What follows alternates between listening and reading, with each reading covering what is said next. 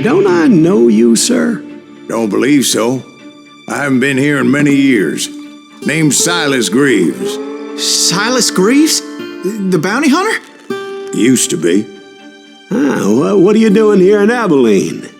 Just passing through. Got a little business to take care of. Well, sir, it would be an honor if you would allow me to buy you a beer. Hell, son, it would be my honor to drink it. I'm Molly. Howdy. I'm Dwight. That's Jack and Steve. Ben's behind the bar. Oh, I bet you got some great stories. A couple. Any of them true? Jack, be nice. A few. What about your shootout with Henry Plummer's gang in Bannock, Montana? Is that where you started as a bounty hunter? That's what it says in this here dime novel. Don't believe everything you read in them dime novels, boy.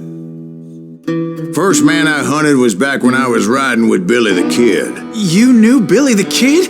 Damn right. That scrawny son of a bitch had no fear. Wouldn't back down for nobody. I heard he collected the 10 stars off any crooked lawman who crossed him.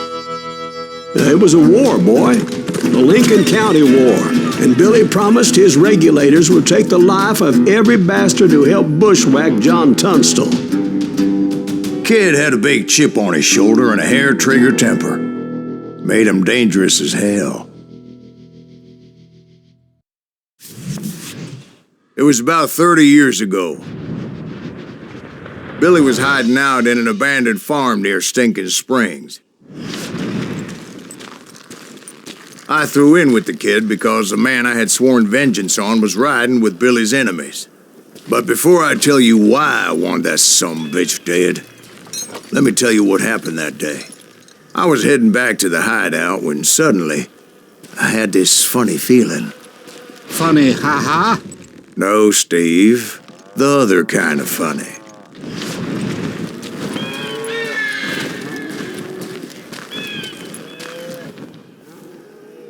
You heard Pat.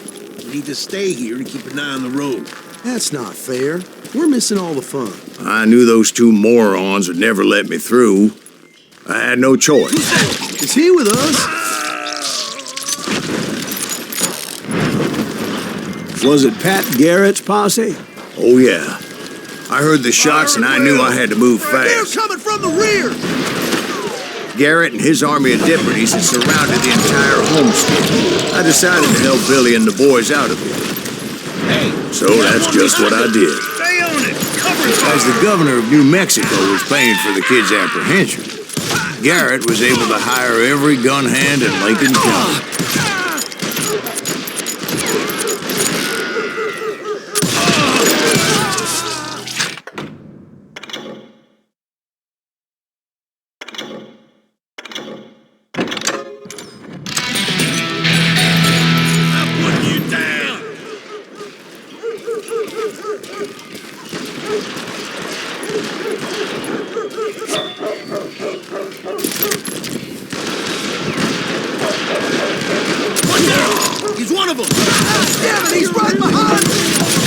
Garrett's men were running around like a bunch of chickens with their heads cut off. They send these sumbitches running.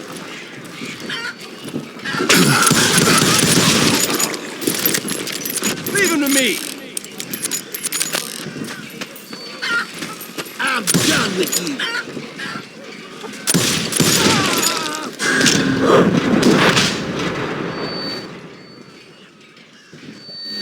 Still, one of them reached the water tower. Not a bad idea. It would be a turkey shoot from up there. Luckily, these shooters Garrett hired weren't the sharpest tools in the shed. A lot of them were saddle tramps or sod busters or drunken drifters looking to make a few bucks.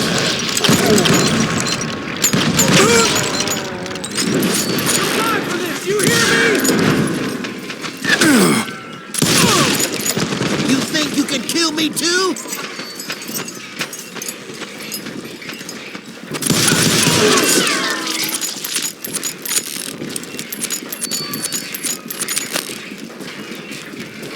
Then, I heard a friendly voice yelling at me from the window. Back door! We'll cover you! Try aiming, you idiot! Watch your foot! Truth be told, things weren't much better behind the house. I cut their numbers in half, but that just made the ones that were left twice as mad.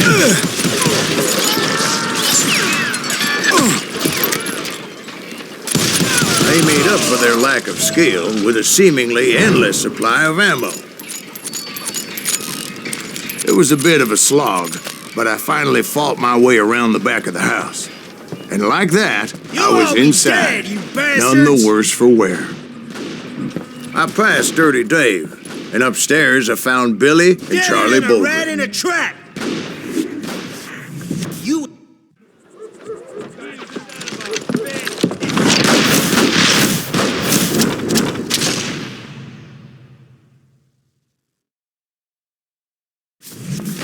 Billy looked at me and said, "About time, amigo. Grab a gun and get to the window." Wait, so you were friends with Billy the Kid? Yeah, sort of.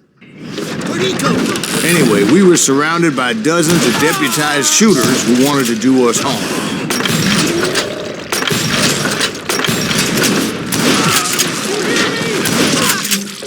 Billy's worth $500, dead or alive. I'm telling you, Garrett's men were dropping like flies, but they just kept on coming. I think I got one! Where the hell Garrett get one? That's when Charlie got hit. "They're catching us in a crossfire," shouted Billy. "Get to the other side."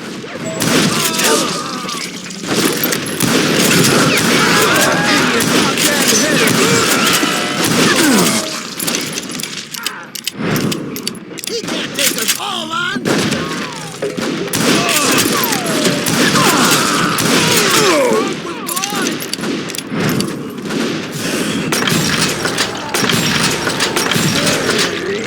God damn, that was loud.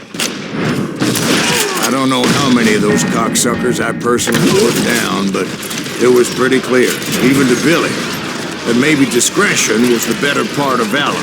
What's that mean? It means that it was time to cut and run.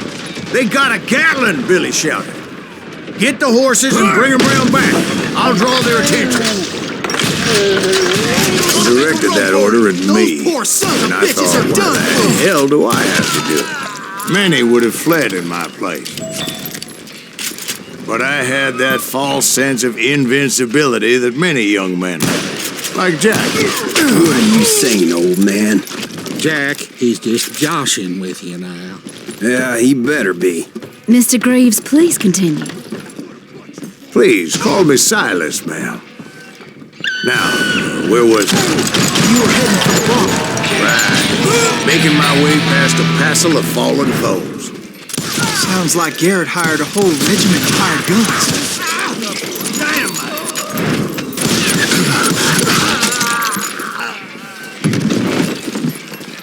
Yeah, and just when I thought I was done with them, more of these hapless bastards would pop up.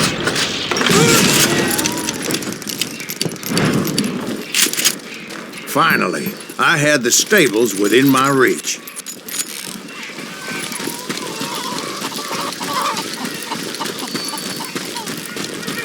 And that's when I met Sheriff Pat Garrett. I read that you went toe-to-toe with him, sir. That backstabbing bastard with that tacked-on tin star.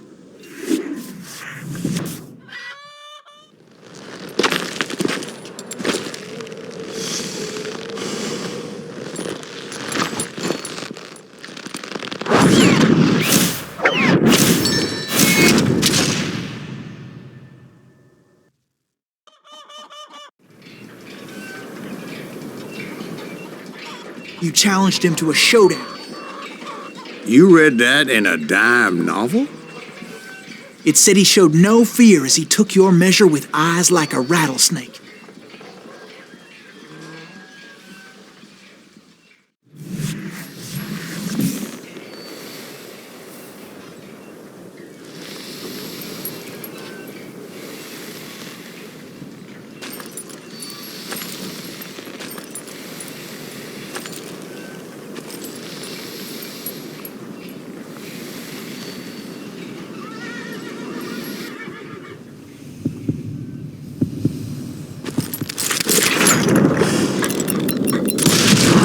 and that you killed him in a fair fight.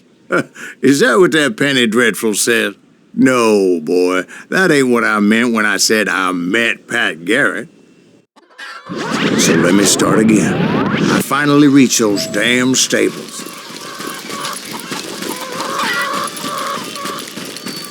And stepped inside, and bam! Last thing I heard was Garrett's voice. That's not Billy. And go on, how did it end? And, boy, that was just the beginning.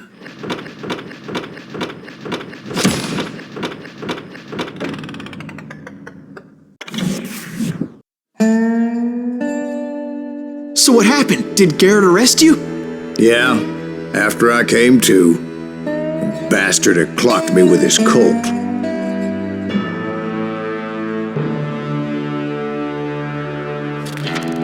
And the kid surrendered? When he realized there was no getting out of there alive. So they locked you up in Lincoln? Indeed they did. Sentenced me to hang right along with the kid. It's important to know that I was only riding with Billy so I could find the bastard I was after.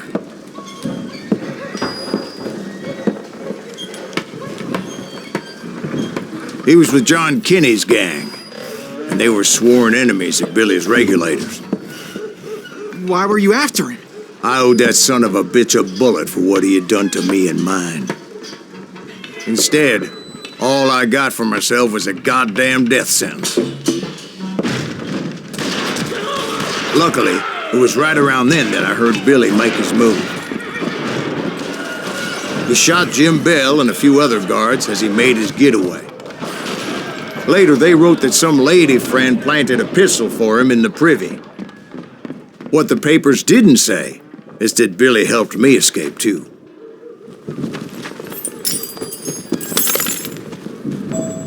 My first order of business was finding a firearm. Luckily, I located Deputy Bob Ollinger's mean-ass shotgun.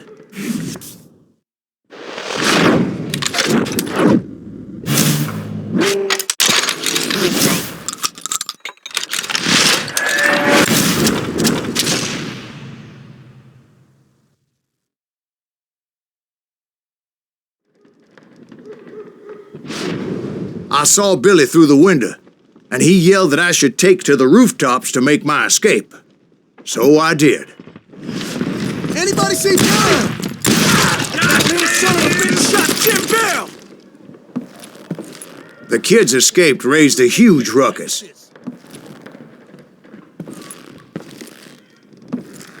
You can run! Hell yeah. That scatter gun was like a double-barreled howitzer. It could blow a man clear off his feet. You hardly had to aim the damn thing. Guards were everywhere looking for him. Oh my God! I had to jump from roof to roof like a damn alley cat. I followed the planks where I could, but some of that roof was slippery as hell. The whole town was up in arms. And suddenly, I was a fugitive. When the hell did the kid escape? Garrett's gonna kick our ass! Can't have gotten far! Gotta be around here somewhere. Nearly broke out of jail. Violence is not the answer. So that bastard you were after, what did he do? He did me and my family a grievous harm. But I knew if I was ever going to find him, I would need to get my ever-loving ass out of there. I tried to be stealthy and sneak my way past. This town doesn't have a moment's peace.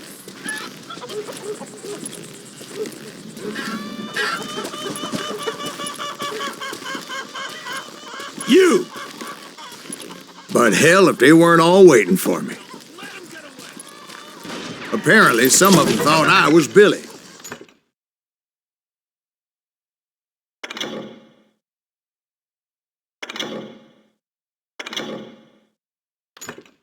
You hooligans can go to hell. Yes, he's had enough!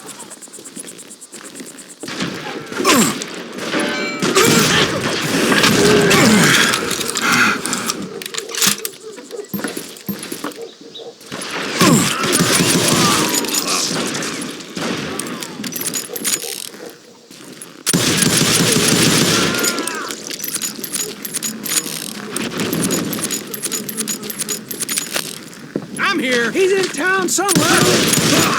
See, me and the kid shared a certain similarity in build and coloring. I was just glad I had Deputy Bob's mean-ass shotgun.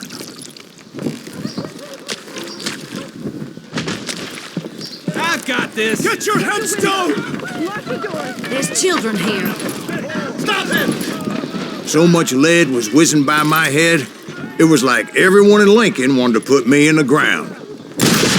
I knew I needed to find a horse.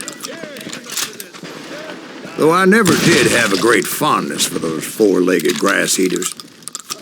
Smelly, sweaty, ungrateful beasts. We prize them too high, if you ask me.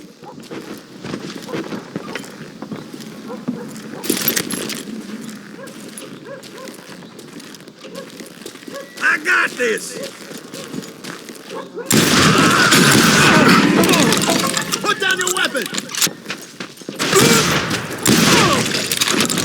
You're threatening the lives of innocent people.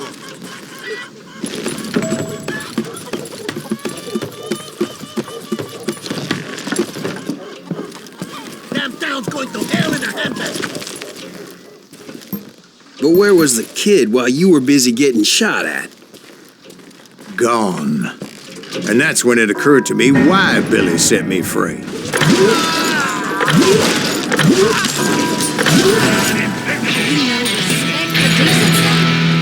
So I could be a hapless decoy and draw attention while he snuck out of town.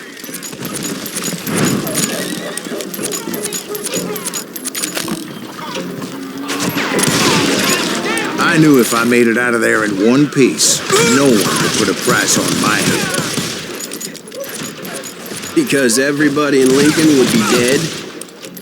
No, because they all thought I was Billy, and all that blame would fall on him.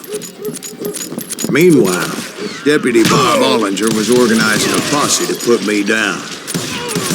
He was already a mean son of a bitch, but he was doubly pissed that I stole his mean-ass shotgun.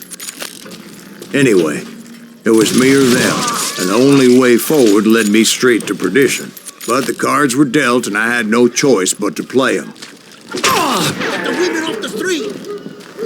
Arm yourself! What the hell did you get away? God damn you!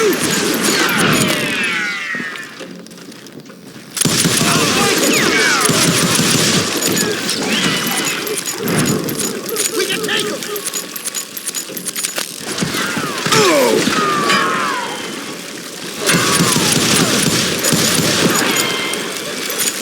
Don't let him get away!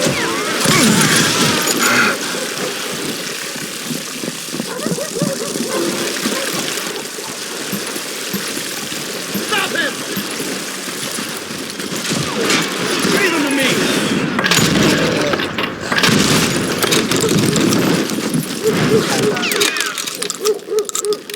We're gonna be in deep shit when Jack gets back!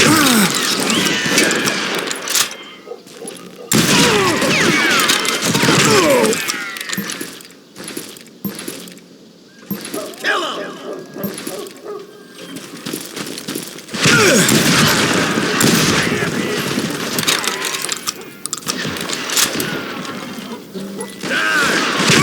Finally, I found what I was looking for. The stables on the edge of town. I guess Billy saved your ass, taking out Bob Ollinger the way he did. Billy didn't kill Bob. Sure he did. He dispatched him right after he shot Deputy Bell. No, sir. Because Bob came right up behind me, angry as hell that Billy had lit out. "Hello, Bob," I said. "I think you better let me go." And he says, "I don't think so, boy. Not with my shotgun."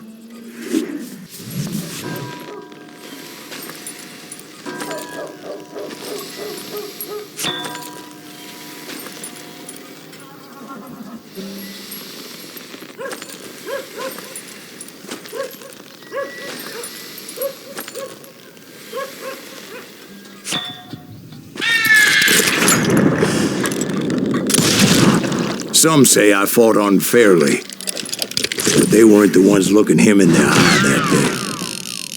Pat Garrett gunned down Billy 3 months later, so his escape was all for naught anyway.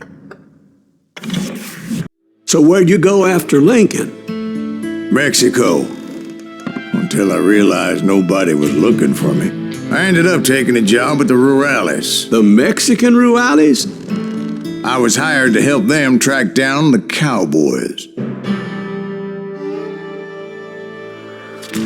The most vicious outlaw gang in Cochise County?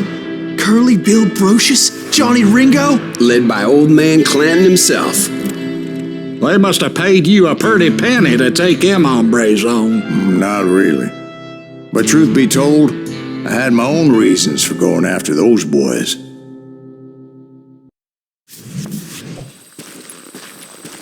So was the bastard you were after now riding with the cowboys? Roscoe Bob Bryant was his name. Oh. But no, this time it was a different bastard I was after. The aforementioned Mr. Ringo. And yes, he was working for old man Clanton. I came upon them robbing a stagecoach, which wasn't surprising, being they were such murderous thieves and bastards. The bandits wore red scarves, so I knew they worked for the old man. Over there! There! I did my best to help those poor passengers. Moments later, the attackers were dead, and I checked the stagecoach to see how many passengers were still breathing. None. It was then I wondered if the rocks weren't hiding more bandits. Was that all of them? Or did I just hit the rear guard? I quickly got my answer. They attacked from on high like Apaches often did. They would appear in great numbers from above and rain down lead on their hapless enemies' heads, making use of the high ground and whatever else they had. Yep, the Apaches always appeared out of nowhere, and there never seemed to be an end to them. Hold on. Were you attacked by Apaches? What happened to the cowboys? Did I say they were Apaches? I said Clanton's cowboys attacked me Apache style. I was in a pitched battle, but I was holding my own against an overwhelming enemy force.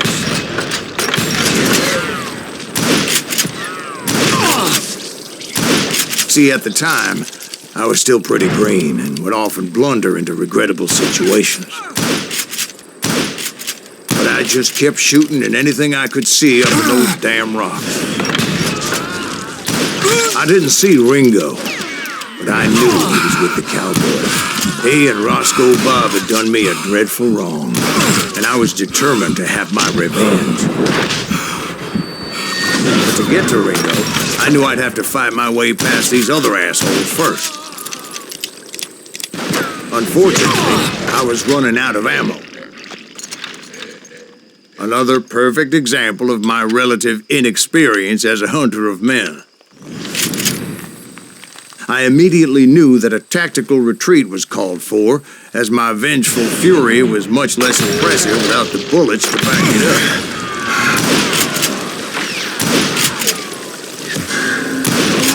Keep fucking running!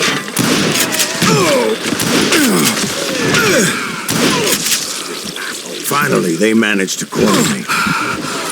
Trapped as I was, the odds of my survival seemed pretty slim.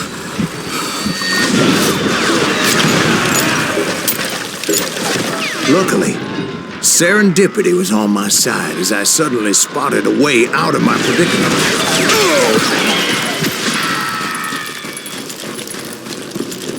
He's getting away!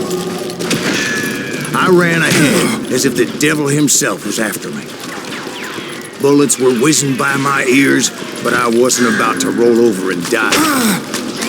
I just kept running like there was no tomorrow. Because there wouldn't be if Clanton and his men caught up with me. As I was scurrying around those caves, I thought, what was I thinking, going up against a gang like this?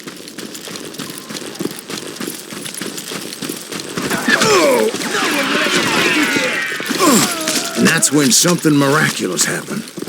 Like manna from heaven, I found the desiccated remains of what looked like an Apache warrior. The old weapon next to him supplied me with some much-needed ammunition.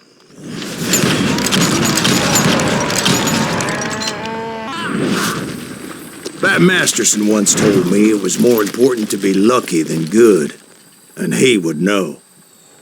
And imagine my surprise when I found a fistful of dynamite to go along with that ammo. That stroke of good fortune evened the odds and bolstered my confidence. It was time to turn the tables. Time for the prey to become the predator. Time for the hunted to become the hunter. Time. All right, Jesus, we get it. They were right where you wanted them. That's right, Jack. I was done running. And the old man's boys were not expecting that. No, sir. I came at them like a wildcat. It was finally time for that old man to pay for his sins.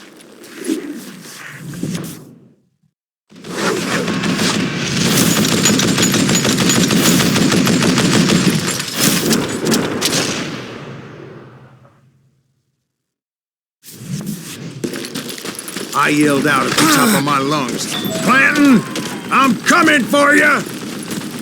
A little stealth might have made more sense, to be perfectly honest. Because that old fool had a Gatling gun and enough bullets to last him till kingdom come. But I knew I could not let that deter me. Not if I was to find and kill Ringo. I needed to get that old man off that gun. Oh, gotta reload. You was stupid zombie.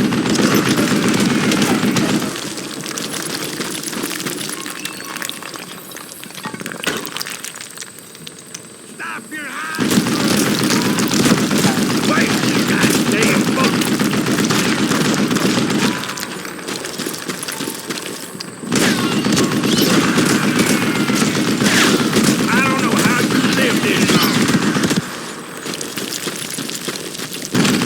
Most everyone thought it was the Ruales who had come up against him in Guadalupe Canyon, but it was just me.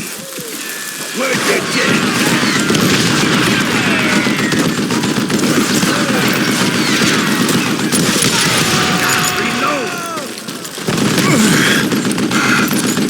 What'd I ever do to you?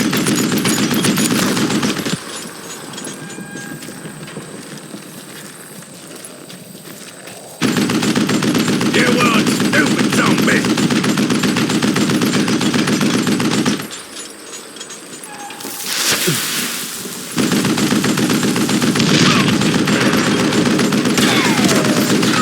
Wait, goddamn bullet.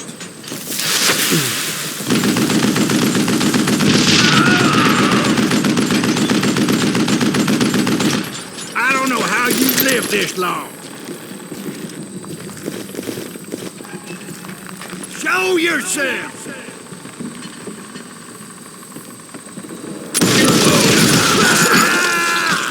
Apparently, one of the cowboys made it out of there alive and told Ike and Billy Clanton that it wasn't a Mexican who took their father's life that day.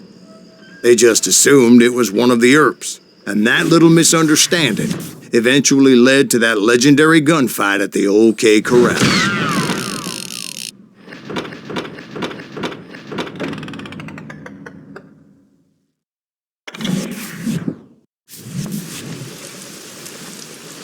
A few weeks after that dust-up at the OK Corral, I was still after Johnny Ringo. I had tracked him and the cowboys to their hideout at a sawmill, and they were loaded for bear. So what exactly did Johnny Ringo do to piss you off? Well, him and that other bastard. Roscoe Bob Bryant? Yep. They both deserve to die, and I promise I'll tell you why. Earp's coming! Get ready, boys. First, I need to tell you about the Cowboys' new boss, Curly Bill Brocius.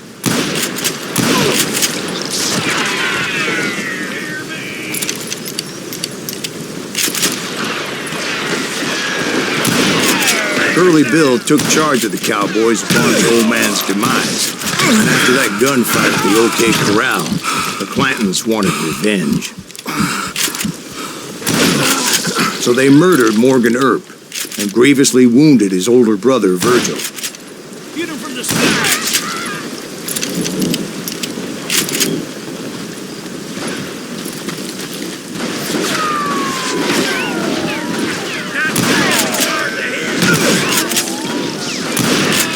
Wyatt and Doc went on what became known as the Vendetta Ride, hunting those outlaws down. So when I showed up, that's where they thought I was.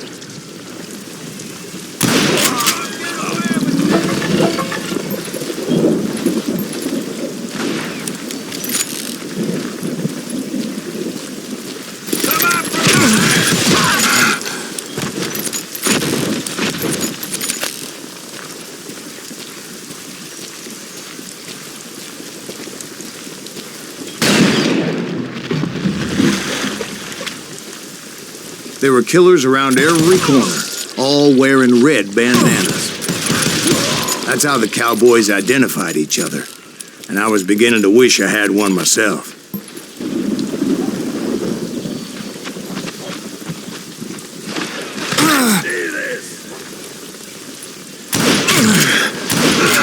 But I wasn't about to let Ringo walk away unscathed, and that's what drove me forward.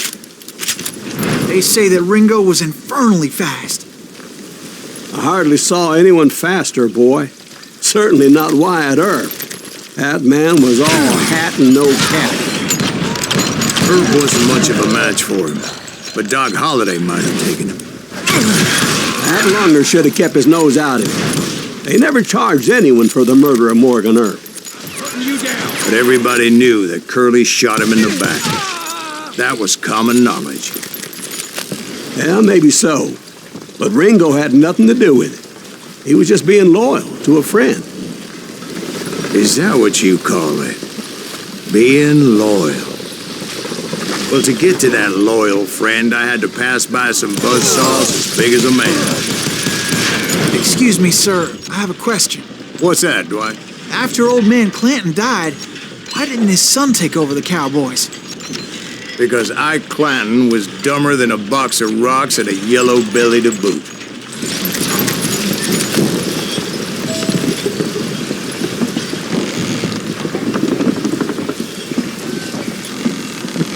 Now, where was I? Taking down the entire cowboy gang single-handed. Indeed I was, Jack.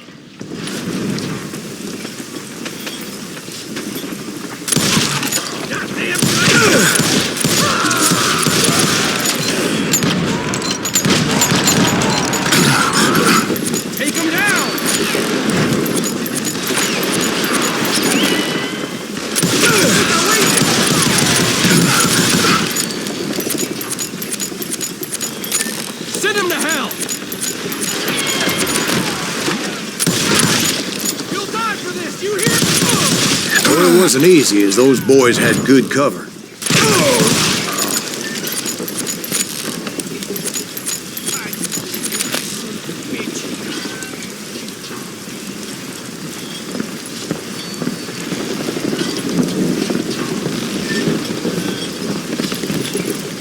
Kill him already!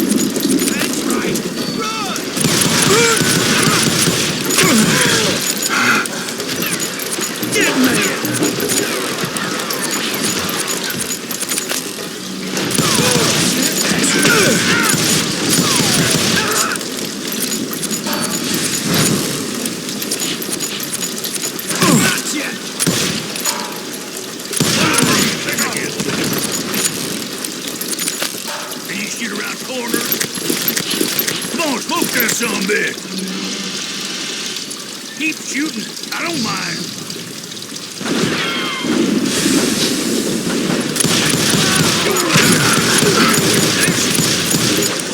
Boy, you are shit out of luck. Oh, now. There he is. God damn it! There were Carts everywhere, piles of lumber, and God knows what else for people to hide behind. That really was one hell of a sawmill. Quite an impressive operation.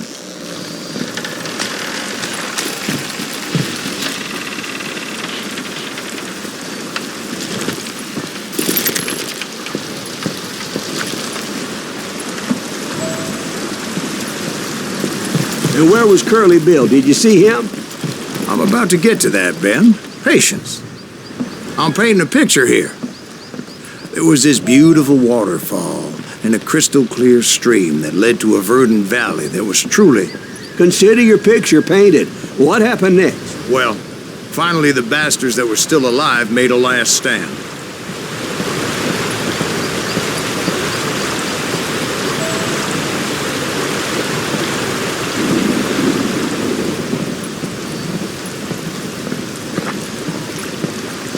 Curly Bill, Johnny Ringo, and his compadres took off into the lumber yard, and I followed after.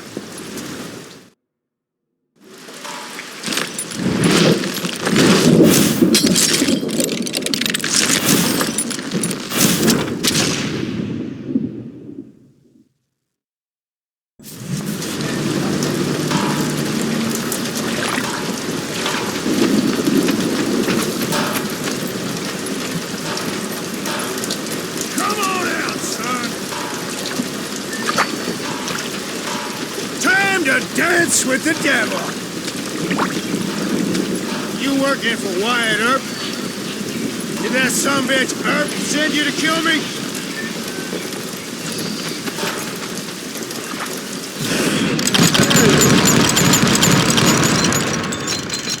Be right here if you need me. Did that sumbitch Earp send you to kill me? Just gonna catch my breath. Oh, wanna play hide and seek? Kill that murderous cocksucker!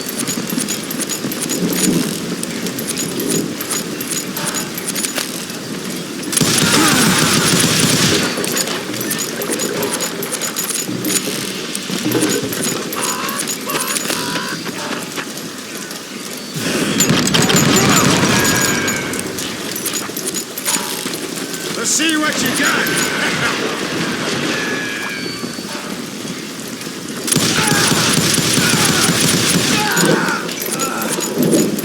Come on out, son.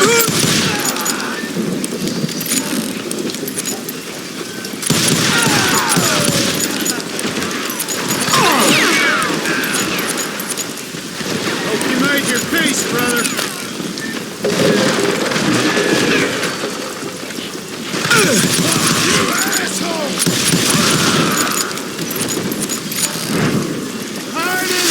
Scared little puppy.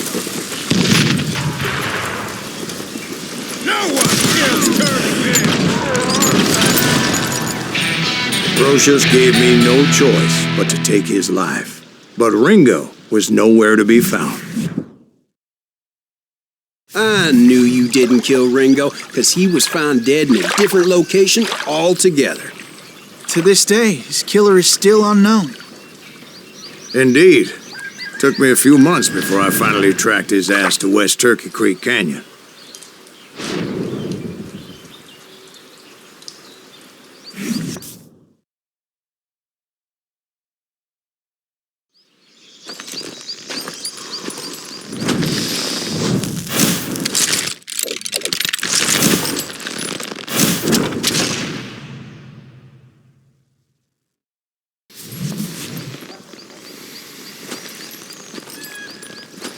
That's incredible, sir. I always thought that Doc Holliday was the one that killed him.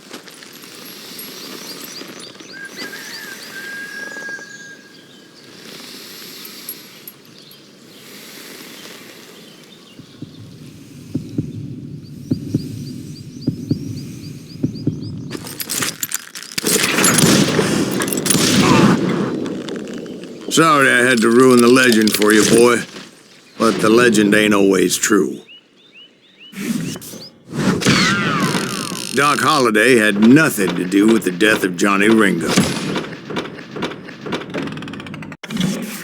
I was paid a healthy bounty for Ringo and Curly Bill, and realized there was real money to be made. That's why I went after Henry Plummer.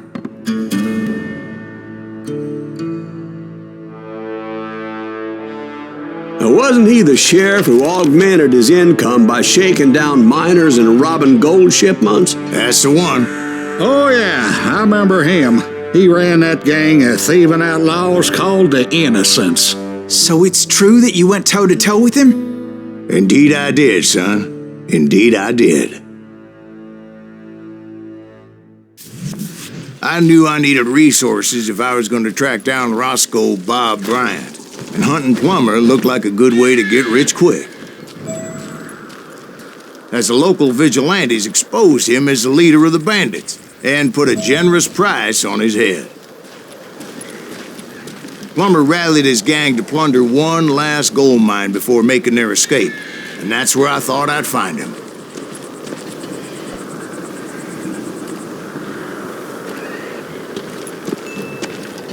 It makes me nervous standing so close to all these goddamn barrels of gunpowder. Why would you be nervous? No one has the cojones to come after us. My late father pointed out to me more than once. George is up there on the God made men. Nothing gets past Samuel him. Colt made him equal. Who the hell is that then? Don't let him get a shut up!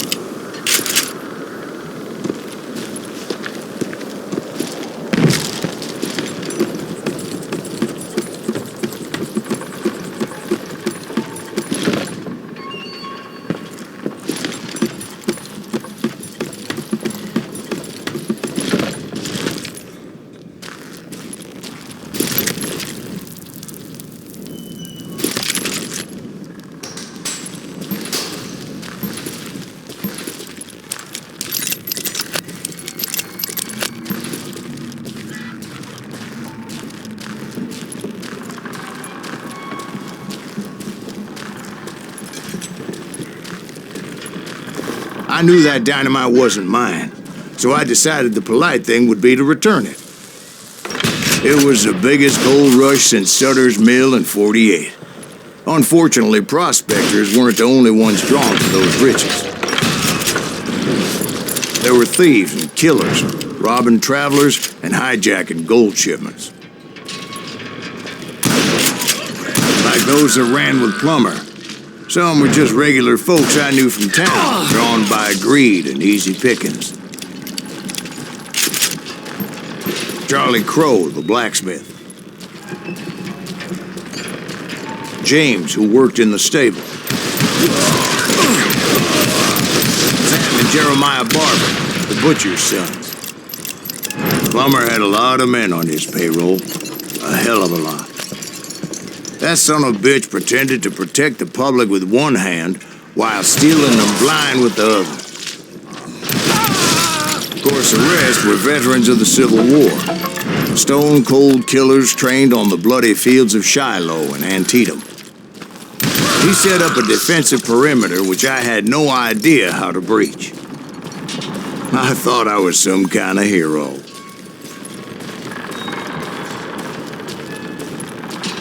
I finally made it past and headed on to meet my destiny.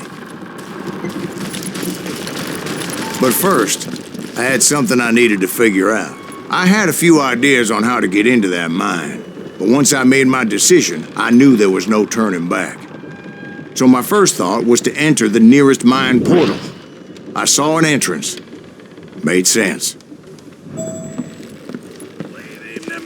It was the quickest way in, but that also made it more dangerous, as there would undoubtedly be enemy pickets posted along the way.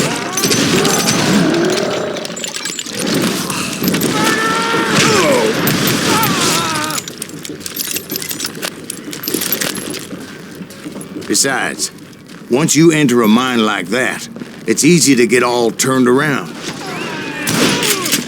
And that confusing maze of corridors wouldn't even be the worst of it. Some of those shafts could be as deep as hell. A single stumble or misstep can easily end in a deadly plunge to oblivion.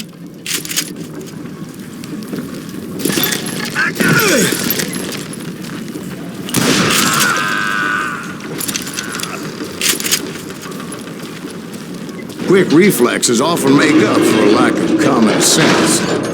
Luckily, I was never one to be easily bushwhacked. I would just need to be careful not to blow myself to kingdom come. With all that gunpowder and dynamite everywhere, a body has to know what he's shooting at.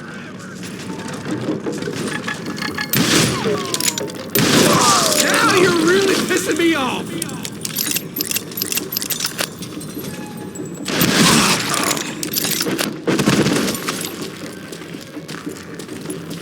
One wrong bullet could have turned that mine into a dad-blasted tube.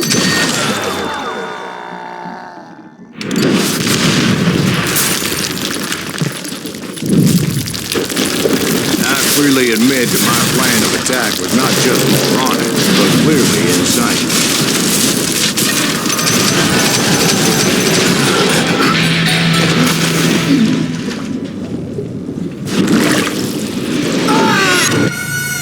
It's a good thing that I abandoned that ridiculous plan before I even tried it. Instead, I spotted a ladder, way into the mine from the opposite side.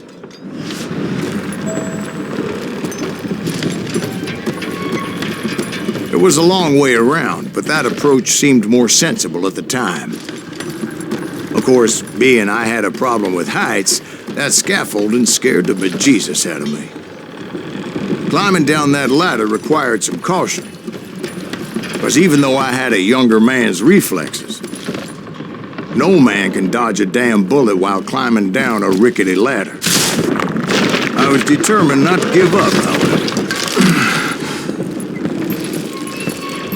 That Sheriff Plummer seemed quite the despicable character. When the vigilantes discovered what the sheriff was up to, people were outraged.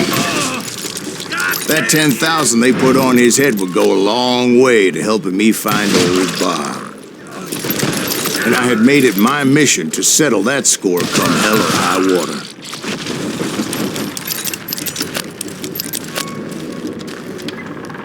But first, I would have to make a choice. Take the elevator or climb the ladder.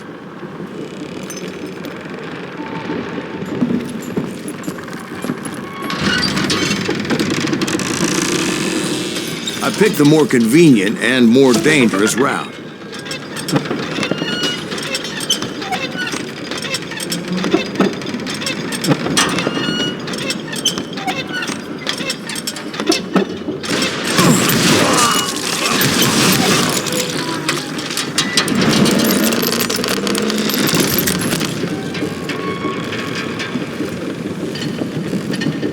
Plummer was a mad dog killer, and the people of Nevada City deserved better. Nevada City? Well, I thought Plummer met his maker in Bannock, Montana. Right, well, he was the sheriff of both places at one time or another, but that's neither here nor there.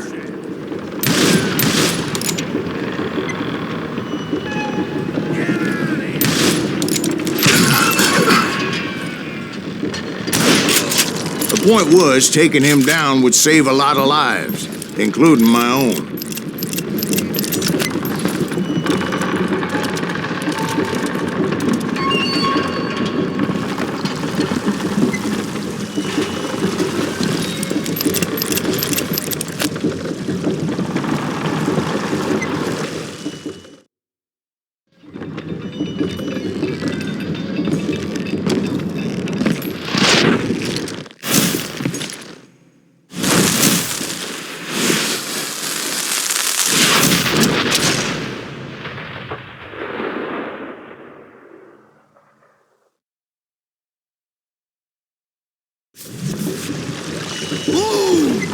Well, this day is getting worse and worse for you, ain't it? Henry Plummer was clearly unhinged, and I could see right away that this was going to take some doing. Show yourself!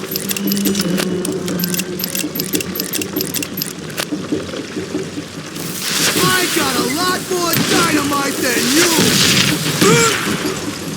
This cocksucker is smarter than he looks!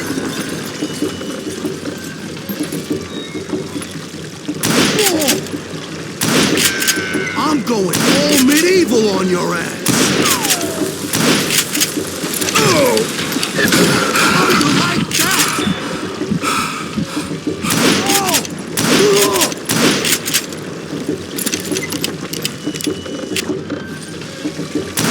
Damn it! I need some help here! Come on, boys! Take this cocksucker out!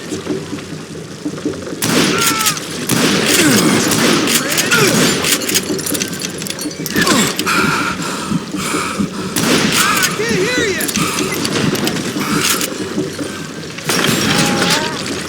You can't hide from me! Oh!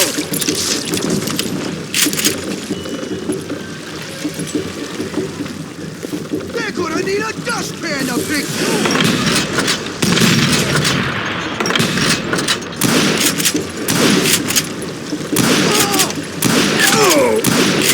I do not deserve to die like this!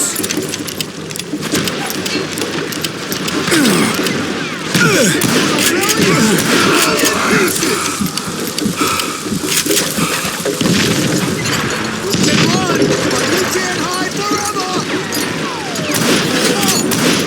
What'll pull you into next week, boy?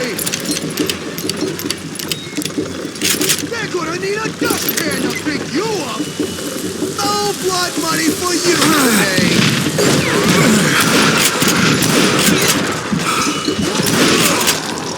You kill him, or I kill you! Get out here! Bastard! You ain't... So that's how Henry Plummer died. Him and his crew were worth their weight in gold. And now, I was officially a bounty hunter.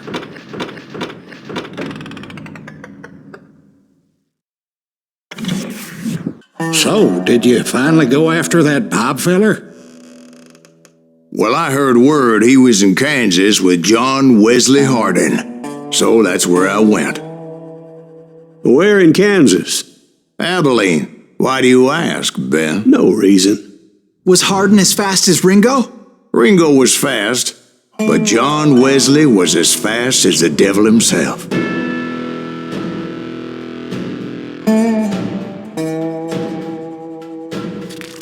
Hell, he killed his first man at 15. From that day forward, he had a price on his head and wouldn't back down for nobody, not even Wild Bill Hickok himself. I dodged death many a time, and that night in Abilene was no different.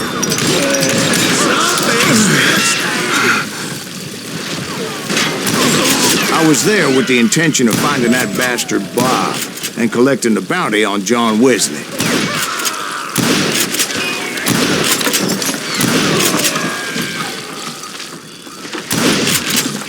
Sand in the house!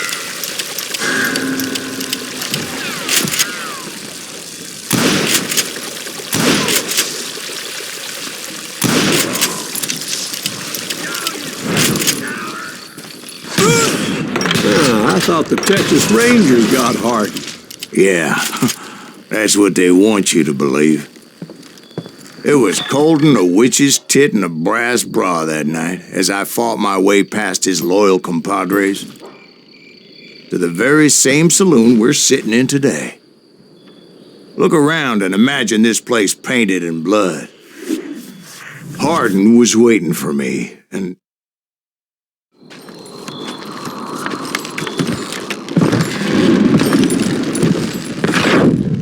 Wait, I'm jumping the gun here. Let me back up and give you some background on this sumbitch. He deserves that much. Don't you think so, Ben? John Wesley Hardin was a killer. By the end, he confessed to taking the lives of 42 men. He was a bona fide folk hero by then, and had amassed a gang of armed miscreants and other assorted thugs. He and his men set up camp outside of town, and I was hoping Bob was among them. Shit, it's cold out here. I'm freezing my giblets off. Ain't right, we gotta stay out here keeping watch like this. Ain't no birds. Damn it! Shoot that son of a bitch! They didn't ask why I was there. They knew. As most of them were wanted as well. I had to spill a lot of blood to find out Hardin wasn't in that camp. He was carousing in town with his closest friends. Hardin's boys apparently didn't want me to reach the Bull's Head. Some were hightailing it into town to inform their jefe of my unwelcomed presence.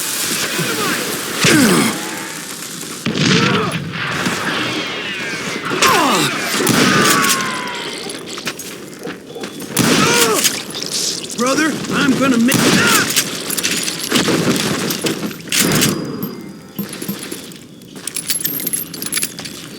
Tell Hardin someone's coming for him! Stop that son bitch! Let the boys know we got another law dog.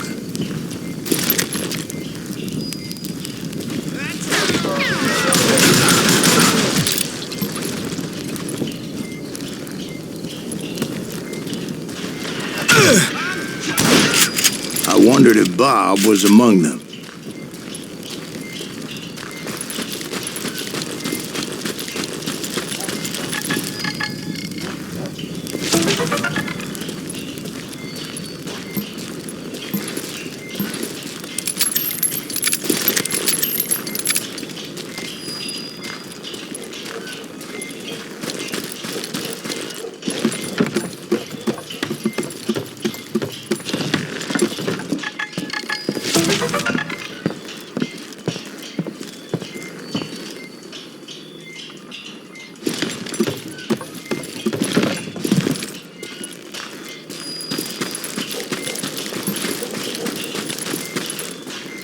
And I steeled myself for the fight ahead. For as good as I was, deep down I wondered if John Wesley wasn't just a little bit better. Before I could test my mettle against Hardin, however, I would first need to dispatch his cadre of hired killers. Most of these degenerates were beyond redemption, but John Wesley might have been a different story.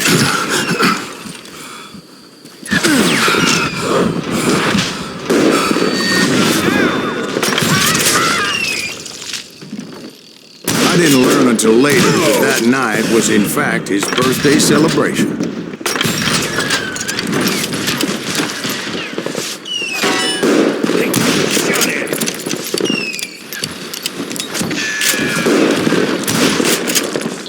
He's killing everybody!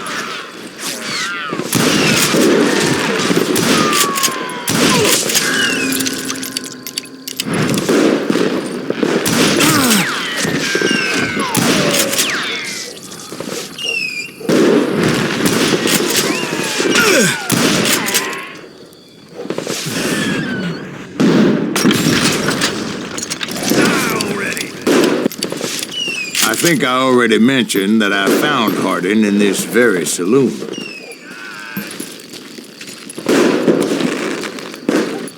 Billy livered son of a bitch!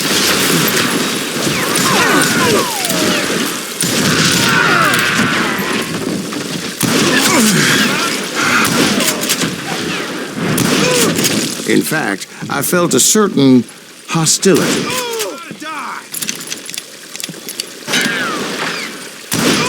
You will rule the day!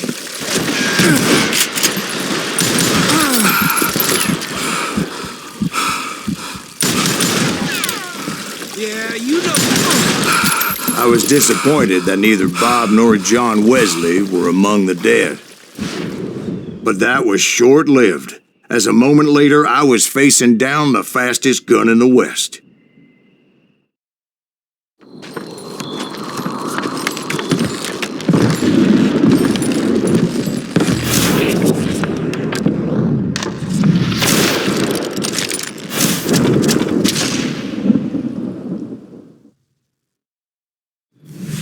I felt a bolt of adrenaline, or maybe that was fear.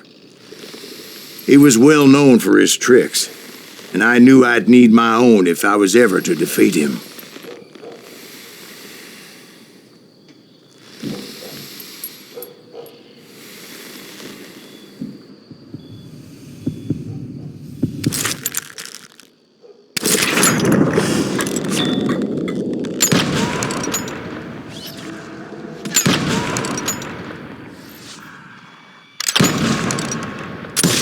That man was faster than greased lightning.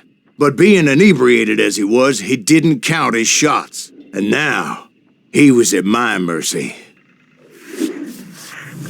So he didn't die? No, I sent him to prison. Years later, after he was free, some restless avenger took his life. Shot him in the back in a saloon just like this one. Anybody up for another beer? Ben? Thank you, darling. Yeah, some say revenge is a dish best served cold. So whatever happened to that Bob guy you were after? Personally, I'd like to hear some of your other adventures. Like, I don't know, did you ever go toe-to-toe with a red man?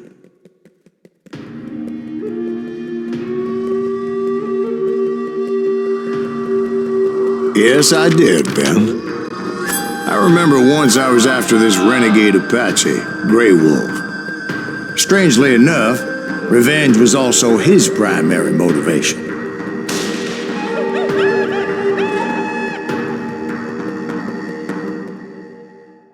A bounty was put on Grey Wolf's head, and that's how I came to hunt him in the mountains.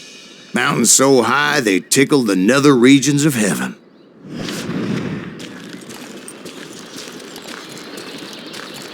Grey Wolf was a Chiricahua Apache medicine man who had led a war party in revenge for a massacre against his people. The U.S. Army had attacked his tribe during his daughter's sacred sunrise ceremony, and the slaughter was unspeakable. I understood his anger, as there's nothing more traumatic than seeing those you love die in a cruel and painful death. Right from the beginning, I couldn't shake the feeling that Grey Wolf was watching my every move. He led a band of young Apache warriors who wanted retribution and were more than willing to die for him.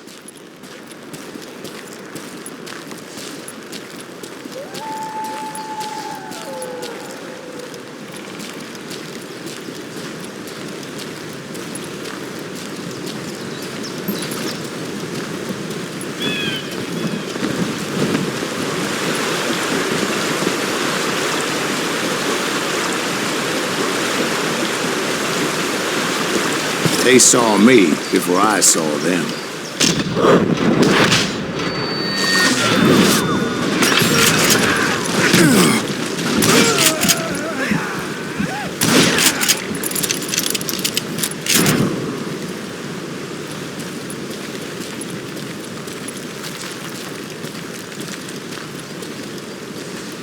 And it crossed my mind that maybe this wasn't such a good idea. But now that the shooting had started, there was no backing down.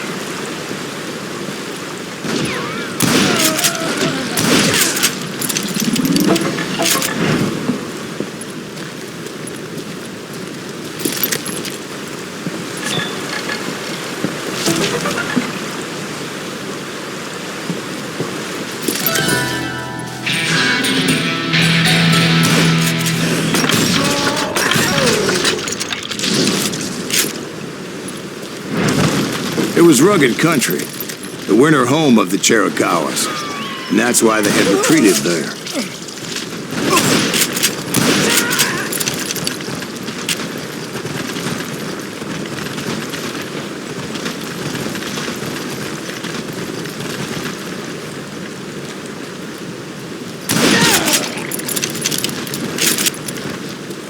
I admit to having some regrets about going after them the way I did. But then again, I got a lot of those.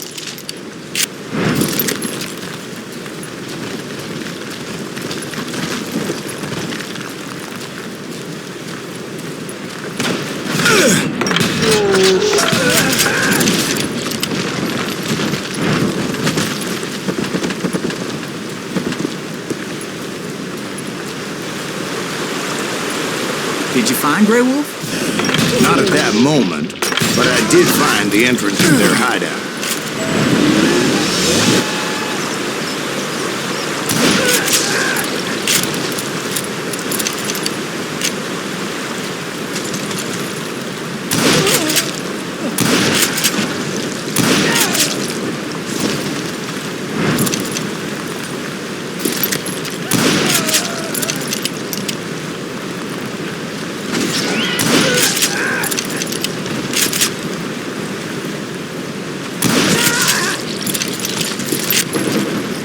Deep crevice that led to a deeper cave. Don't tell me you went in there. Yeah, but it's not out of bravery so much as pure, angry cussedness.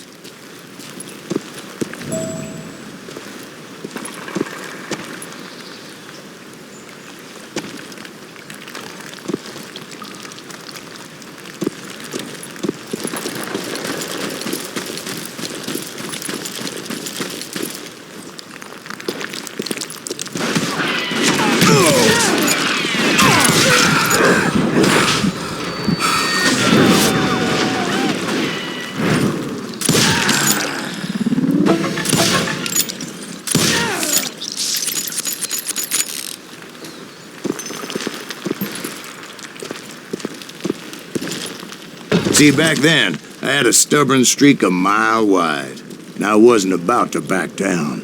So it was like pitch black in there? Actually, it was pretty well lit, as they had torches on the wall.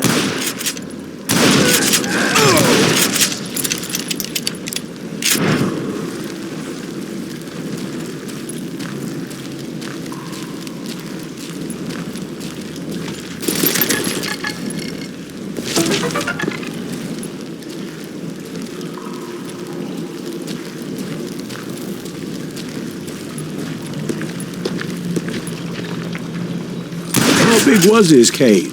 Big as hell, Ben. Chiricahua had hid out there during the Indian Wars.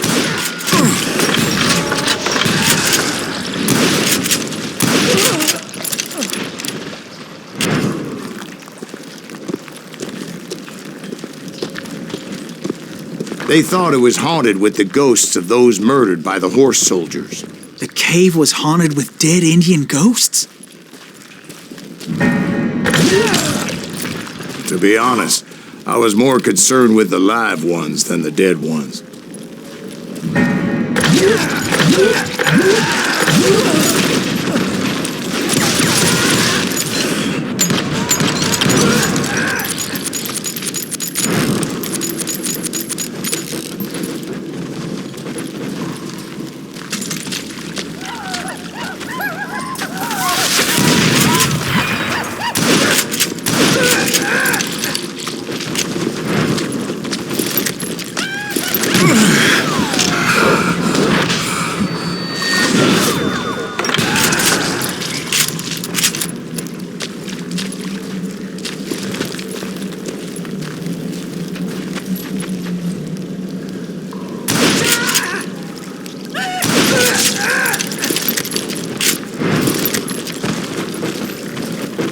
How come you know so much about engines? A few years back, I was married to 2 Mescalero women. At the same time? Yeah, they were sisters. Polygyny is traditional among the Mescalero. So what happened? Oh, I had to get out of there. Those girls never shut up. Both of them nagging at me all the time. Drove me half crazy. Haven't seen them since. No, I mean, what happened with Grey Wolf? I came upon this flooded grotto, and that's when I saw him. He came to me unarmed and unafraid. His voice echoed in the shadows, and I sensed he meant me no harm. You carry great darkness in your heart, and if you do not release it, it will claim your soul. The sound of his voice put some kind of ancient Indian spell on me. As his story unfolded in my mind. You will come to this place again and kill many more men, and the darkness will grow until it consumes everything that you are. The soul would have no rainbow. I have no tears. He said I was a great warrior, a coyote man, unequaled by any other pale-faced warrior, or something like that. The snakes will bite shadows of your past until a venom poisons your heart, and an echo of the song of the dead summons the spirits deep from within the mountains. I didn't quite get what he was saying, but there was definitely snakes. And indeed, his warriors surrounded me and attacked me like hungry wolverines. They couldn't stop me, though, and Grey Wolf wasn't in the mood for idle talk.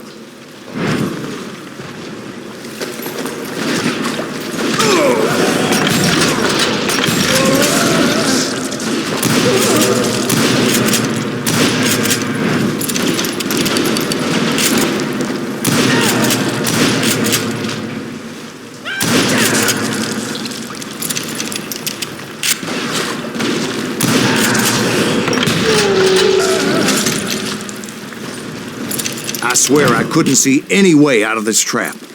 But suddenly, one just appeared. Kind of like a miracle.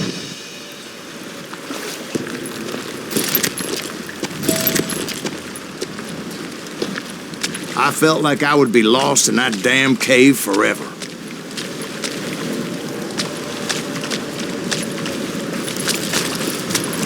Finally, I found myself back outside, perched on the edge of a precipice, overlooking a thundering whitewater river.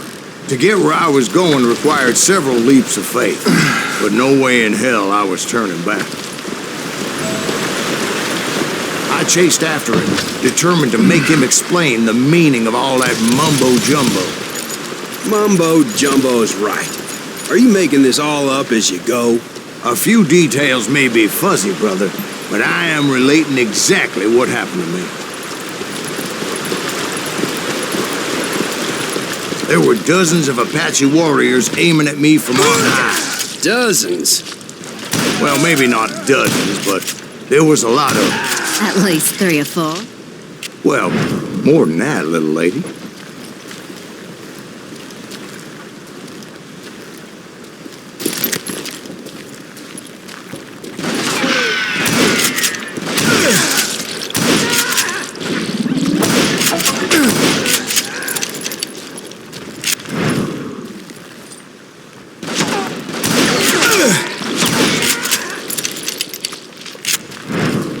I had a steep climb up creek ahead of me and scrambled up those rocks like a mountain goat. I was determined to locate Grey Wolf and find out exactly what the hell he was trying to tell me.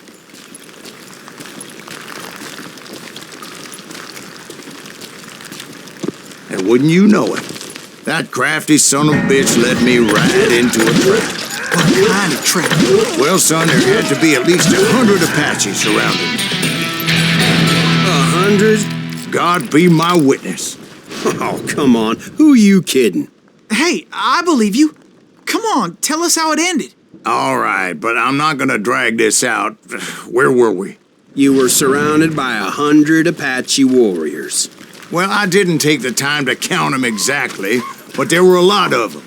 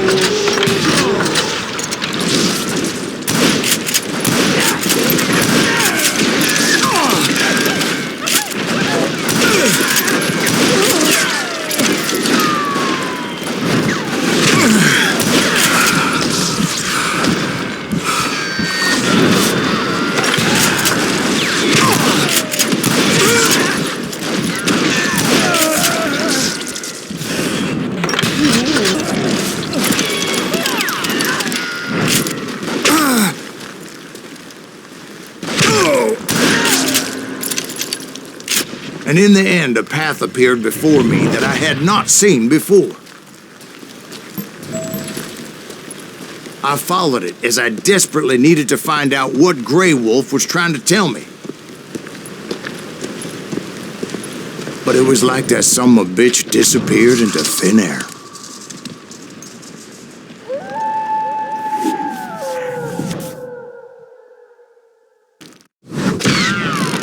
never did find him. And never did collect my goddamn bounty. Thank you, darling. It's interesting how the truth can sometimes seem might malleable, depending upon your point of view. Like how those dime novels make you out to be something you're not? Jack, don't be starting trouble. No, he's right. They do tend to exaggerate. Did they exaggerate your part in taking down the Daltons? Well, I was there in the flesh, boy, so I saw what happened firsthand.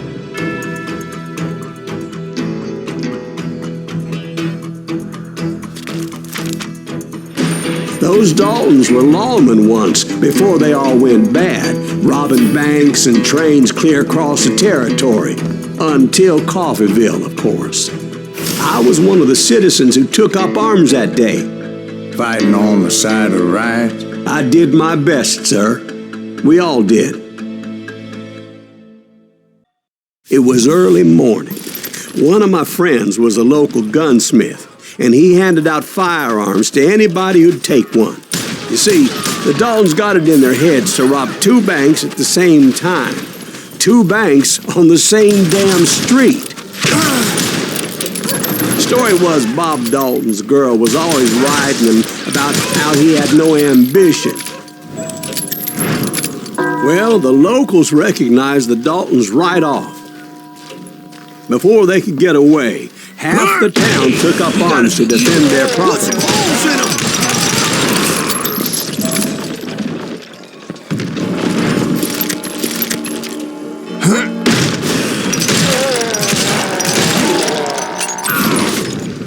The brothers paid dearly for their stupidity, but everybody knows they had it coming. There's more to it than that.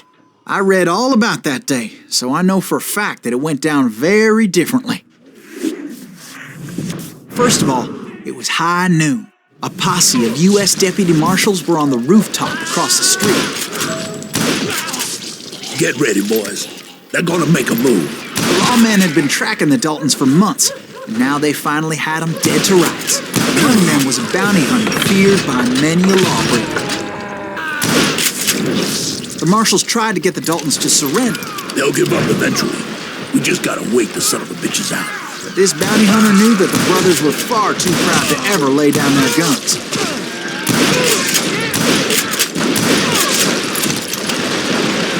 He went in there alone to confront those criminals.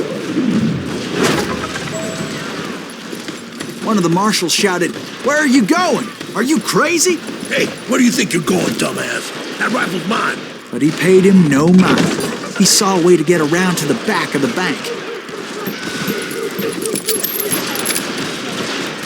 Then he figured out how to hit the Daltons from a direction they weren't expecting.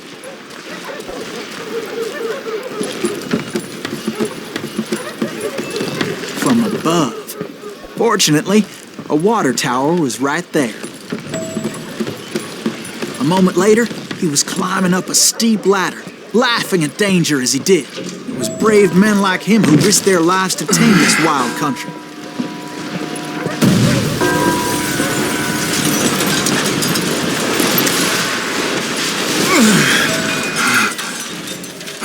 We've got company. Heroic men like him, who did what other men couldn't or wouldn't to make this country free. Is that Silas Greaves? Davy Crockett, Son of who a died defending bitch! the Alamo.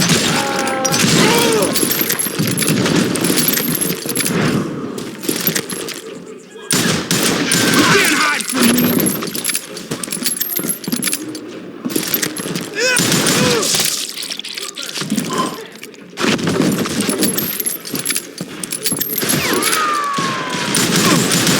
I'm gonna make you one sorry son of a bitch.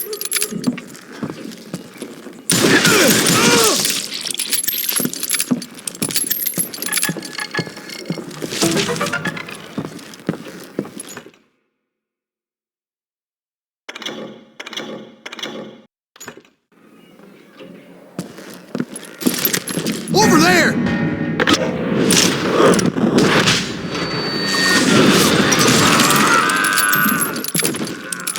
That's Silas Greaves. What the came away victorious, taking down those thieving Daltons. Time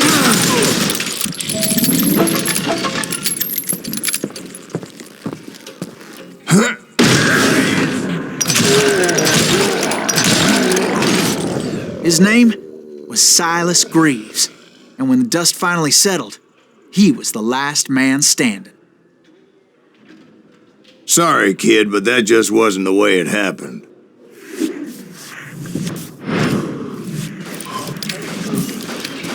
It was early evening, not high noon.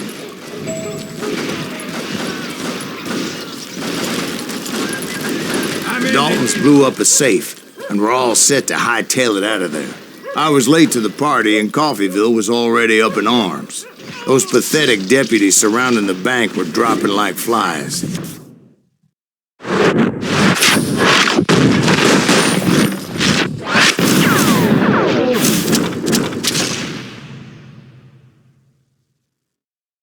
Bullets are useless against me.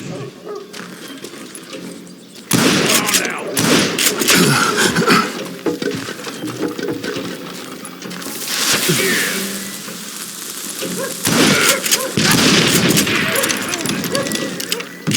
What are you gonna do?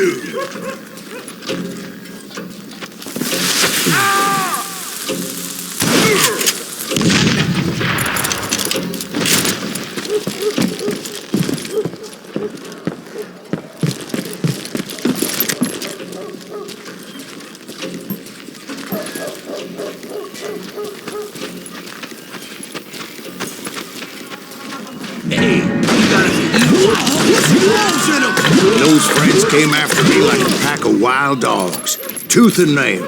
They were coming at me from all directions. I caught sight of the Daltons running with the money and didn't want to lose them. Problem was, they knew the town better than I did. And to top it off, I found myself in the middle of another shootout entirely.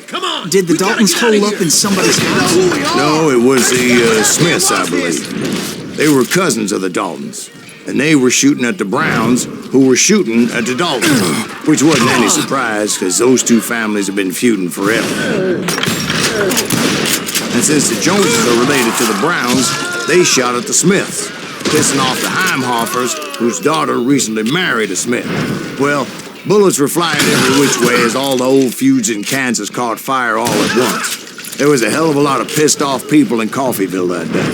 But that's just the way life is sometimes. Shit happens.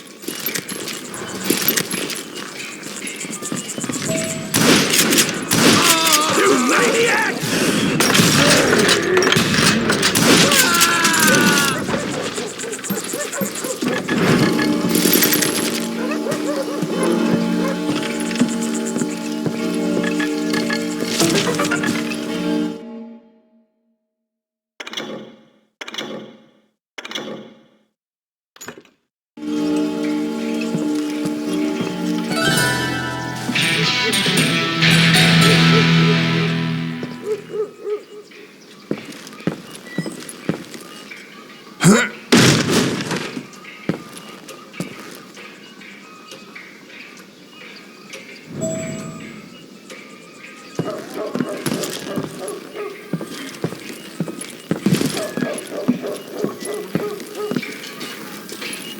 The Dalton boys knew I would never give up. Those Daltons weren't the sharpest knives in the drawer, but they always stood together. They set a trap to slow me down and allow at least two of them to escape. The third brother stayed behind to plant me, just in case that trap of theirs didn't work.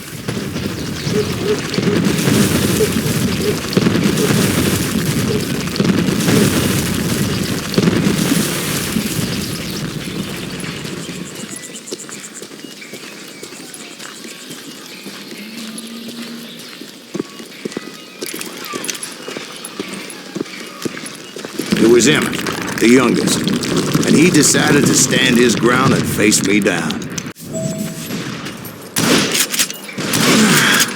You are dead, raw dog!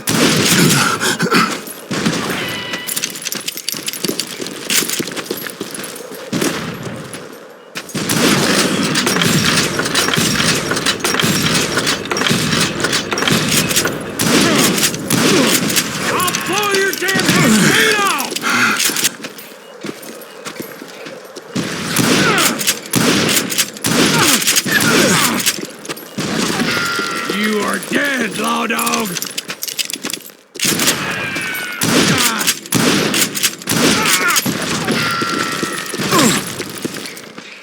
I'm gonna tear you apart!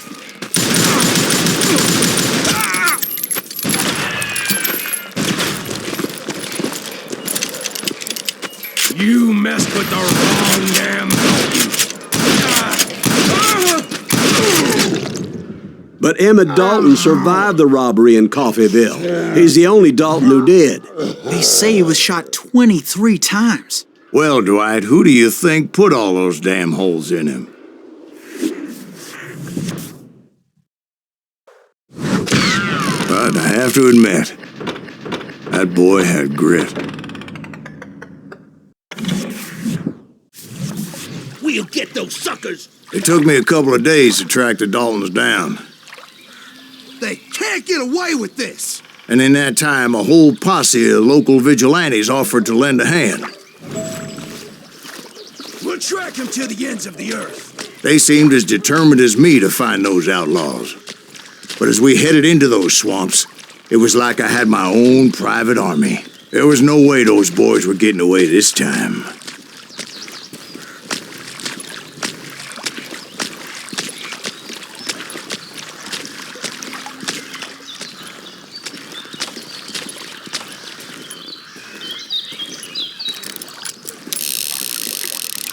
It was early fall, right? Beautiful time of year. At least you had the weather on your side. Not by my recollection. It was damp and foggy as hell.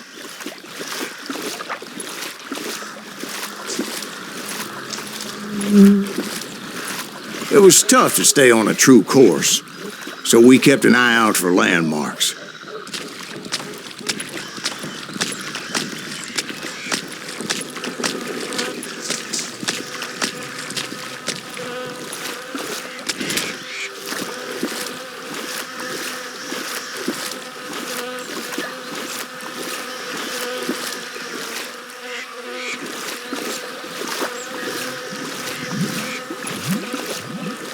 It was autumn.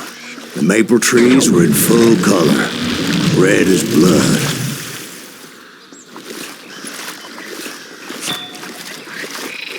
The rains that year were torrential, so the whole area was flooded. The vigilantes had spread out wide, and pretty soon I couldn't see anybody.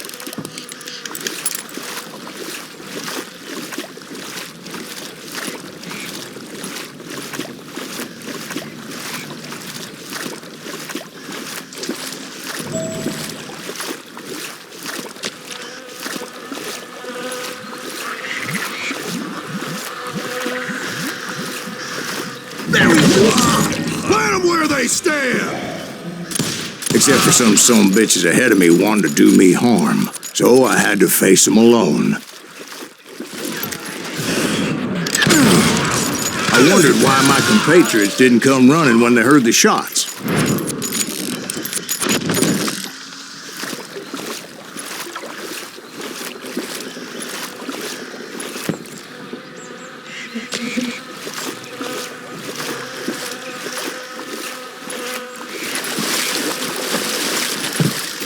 So did you find the Daltons? Not yet, but I did have the questionable pleasure of meeting a few of their friends.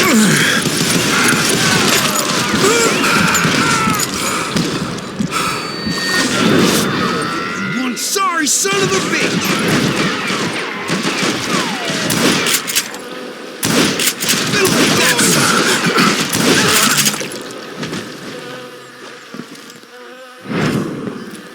Yeah, you know you can't.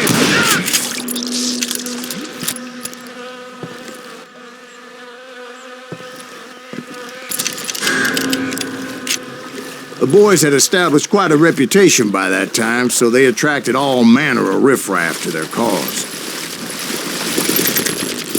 Hell's a coming.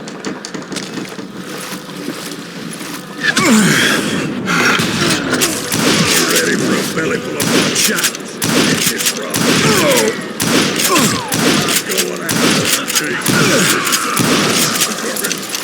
Ready to meet your maker. Let's see if that chicken can...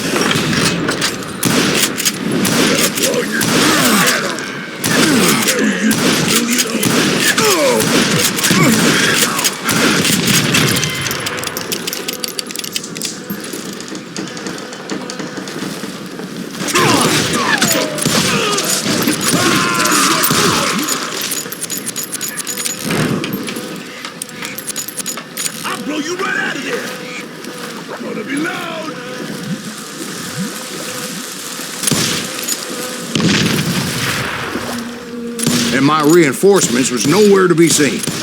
Point being, I was under serious attack.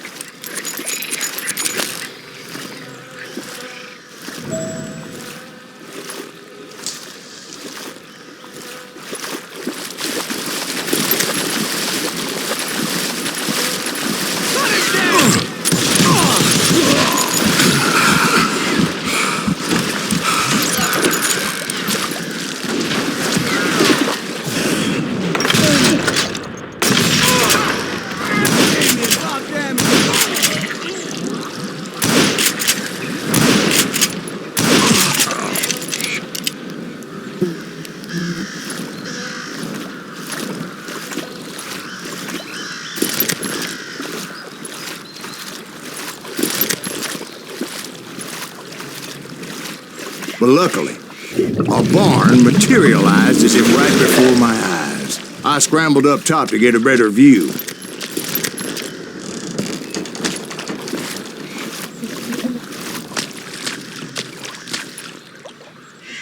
But just ended up falling inside. So, how did you get out? The barn doors was open. About right then, I saw some suspicious characters running through the bushes. Of course, I followed them. But that goddamn swamp was like a goddamn maze, and pretty soon I had no goddamn idea where I was.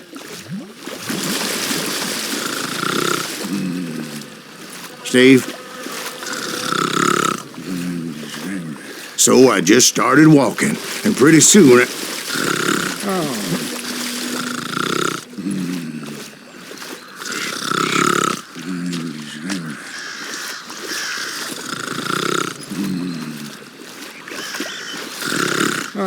Steve? Steve? Huh? No, I'm listening. Indians surrounded me from all sides.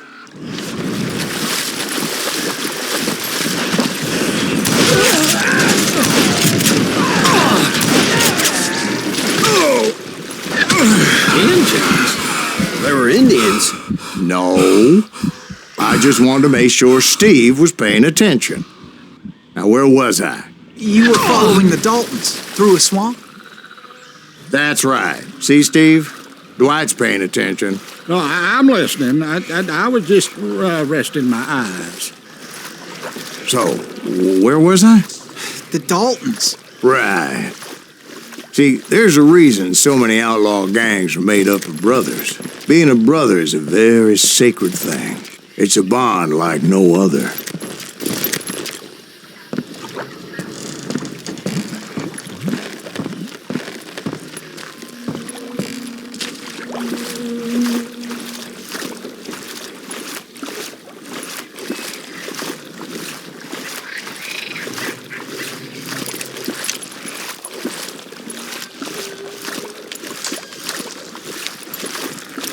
Bounty hunters! Stop that, son of a bitch! Take that asshole! So did you ever find the damn Daltons? Not yet. But I did find a few of their cousins. You Kansans breed like rabbits. More Smiths or Heimhoffers or who knows what. Had enough? But hell, what's more important than family? I bet Ben knows what I'm talking about. That's this, son of a...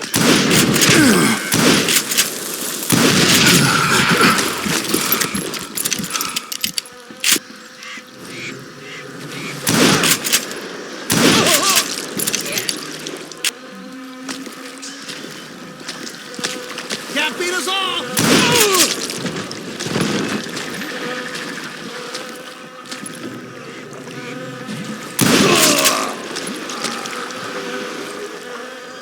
Somebody kill that sumbitch! He's killing everybody! Get out of here!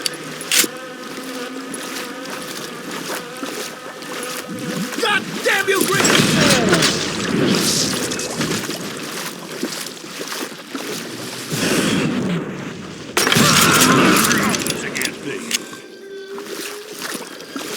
Oh, so you're hiding too now. You can't get me.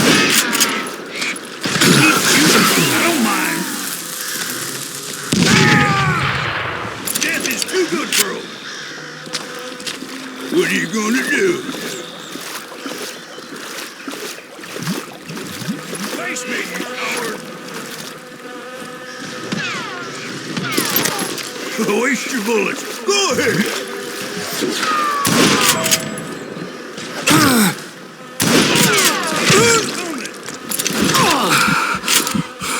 There he is. You come out and I will.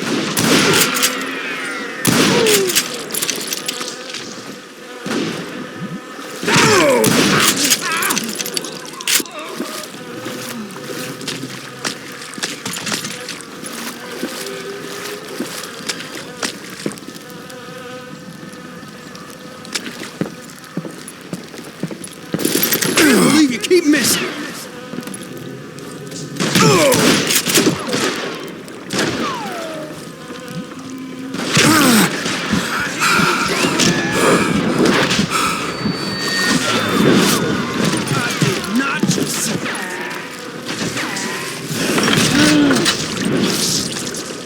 Did that asshole just kill Red?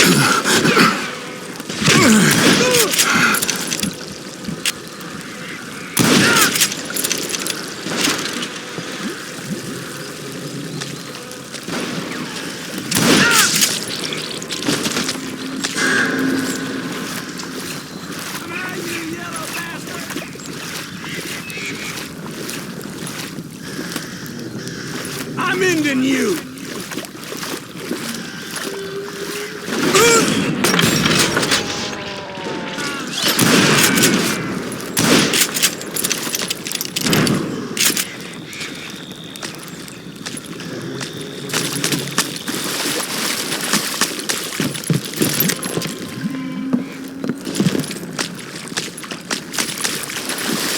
You call down the thunder. Dead. So are you. And I'm gonna hurt you bad. You ready? I knew those Dalton boys were out there somewhere, standing together against anyone who would threaten them.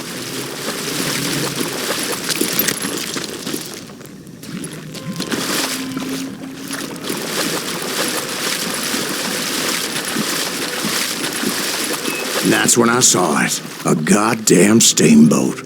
A steamboat in a swamp? Yeah, Steve, but this wasn't much more than a wreck, really. But how'd a damn steamboat end up in the swamps? Yes, it floated off during the flood of '89.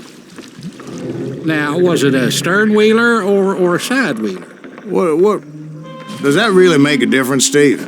It was a steamboat with a goddamn army on board. It was then that a fusillade of bullets come raining down from on high. And those vigilantes who accompanied me weren't anywhere to be found. But among those men that were shooting at me, I thought I saw some familiar faces.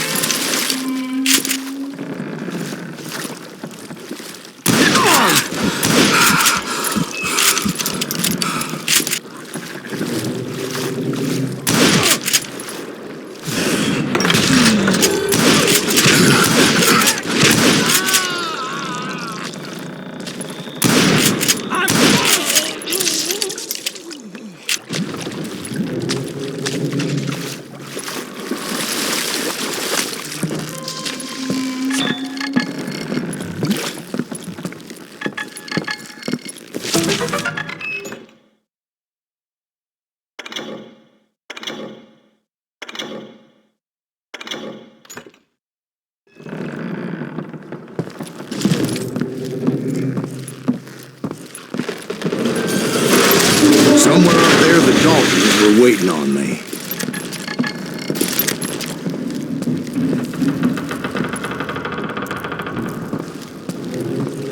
You better hide.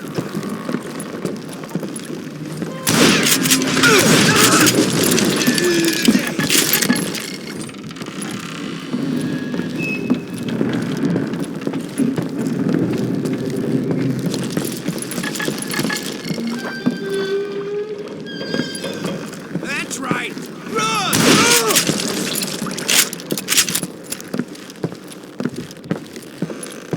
Sounds like you don't give up too easy. That's the kind of man I am, Bill. I set out to do something. I do it. Surrender just ain't in my nature. Plus, I'm stubborn as hell. Just getting started.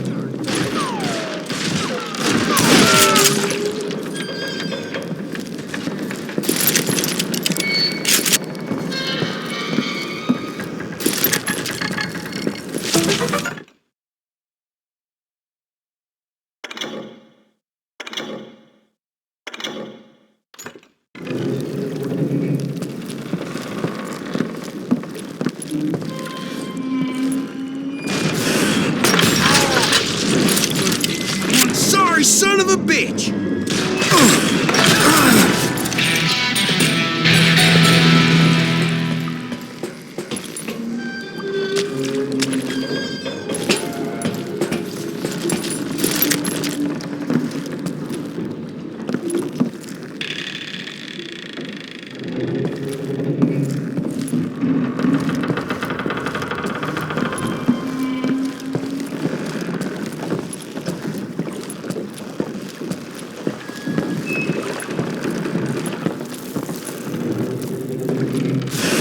Right about then, much to my relief, the vigilantes finally arrived. Their leader motioned at a cabin in the middle of the top deck, pointing me directly at the Daltons. I finally had them, after months of dogged pursuit.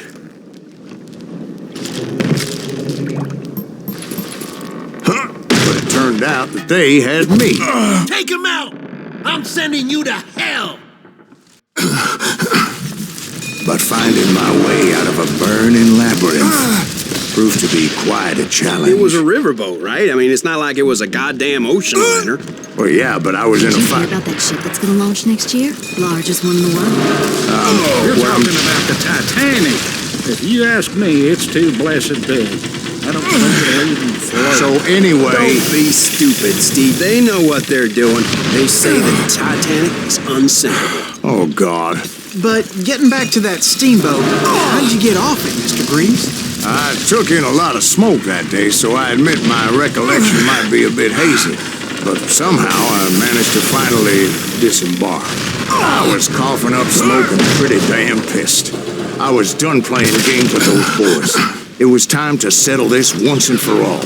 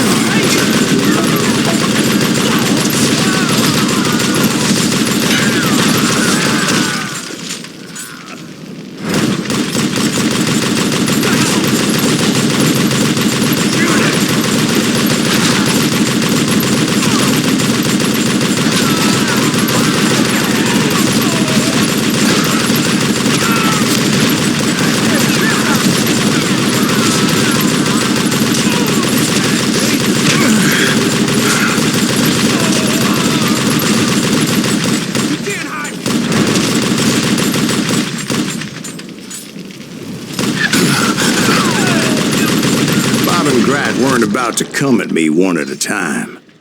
They were in this together. Two brothers side by side, determined to take me down. Confident that this time the odds were on their side.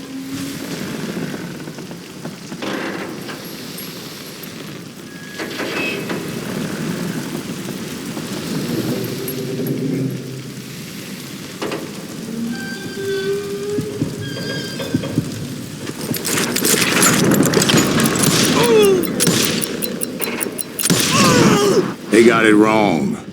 A sad end for those two. If they'd only known that Emmett was still alive despite his wounds. Paroled 14 years later, he moved to California and sold real estate and lived off the legend of that fateful day. And the tragic death of his two brothers.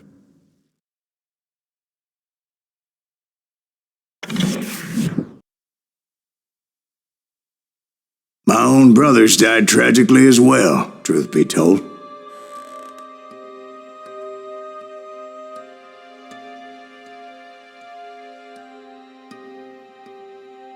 was 1868, and me and my older brothers were pulling a tidy profit running cattle into Juarez, Mexico. One night after my brothers retired for the evening, I found a little poker game in a cantina with a couple of cowboys. And I just couldn't lose. I even won an old Spanish coin that had to be 100 years old.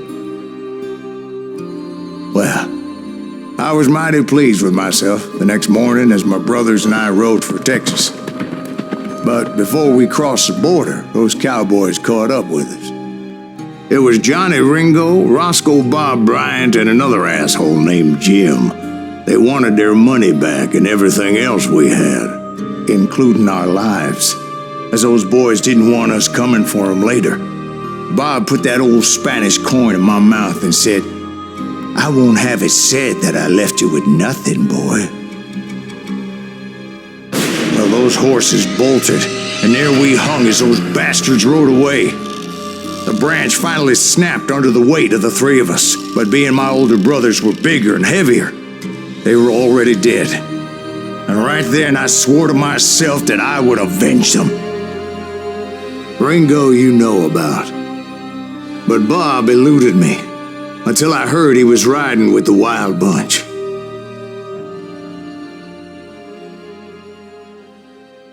I'd been on their trail for months, ever since they left their hideout in the Bighorn Mountains. Led by Butch Cassidy, they were a loose association of outlaws who robbed banks and trains from Colorado to Montana.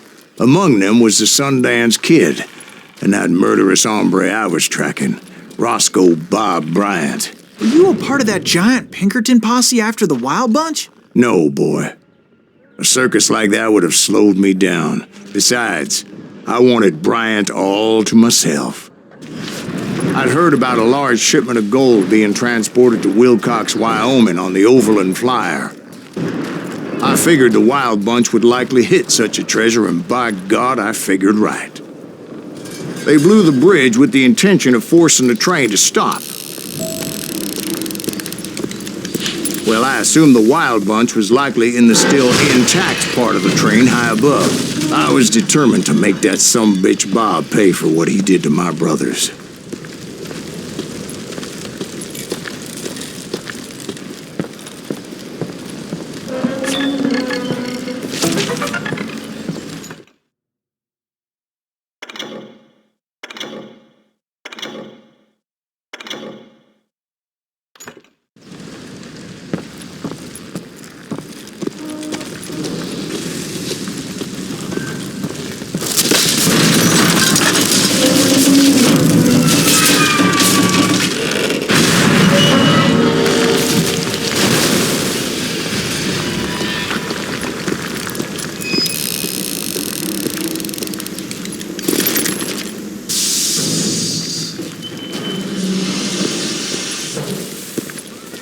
Are still ringing from blowing up that bridge. What'd you say? I can't hear a goddamn... Well, I made my way off unscathed and came upon a few members of the gang and had no choice but to dispatch them. From there, I had to negotiate an even more precarious route. But first, I would need to get my ass out of there.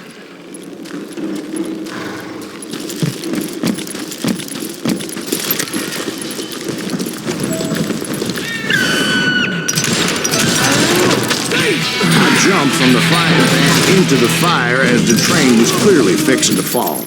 I had found the gang, but in order to find old Bob, I needed to fight my way forward past a whole passel of desperados.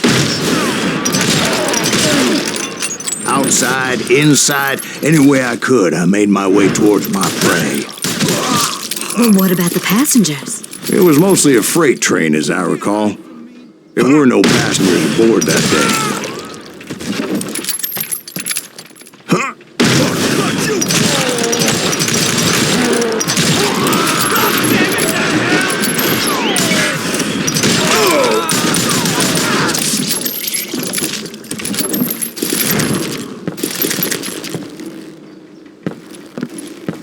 As I mentioned before, I am not fond of heights, but I was too busy dodging bullets to worry about falling to my death. Odds were I was likely to die that day anyway. So I was determined to take down as many of those bastards as I could.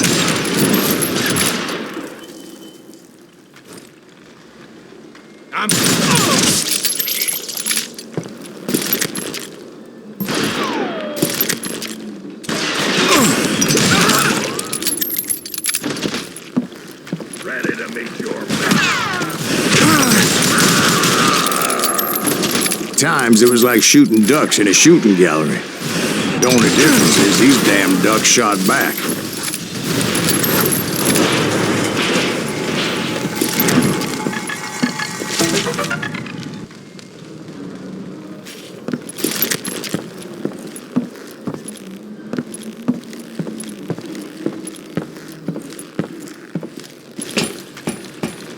I kept hoping the law would show up and give me a hand. You mean like that giant Pinkerton posse that I read about? Did they come riding in, guns a-blazing to help?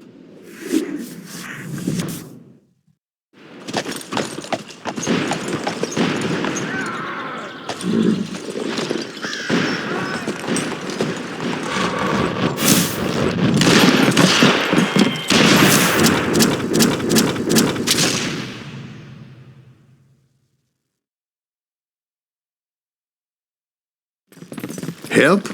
From the Pinkertons? No, son. I had to fight the wild bunch all by my lonesome, as usual. Who the hell is that?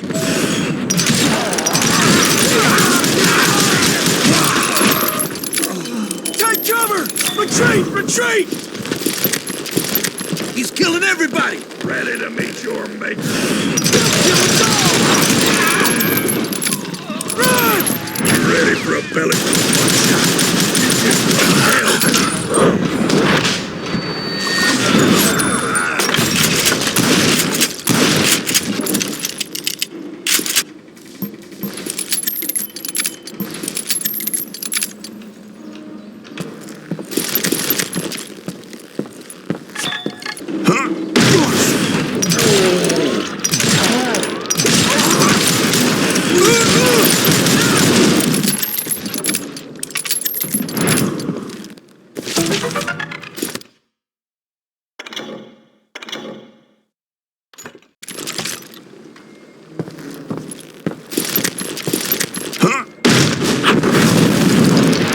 My guess is those dime novels didn't portray this as it happened, did they?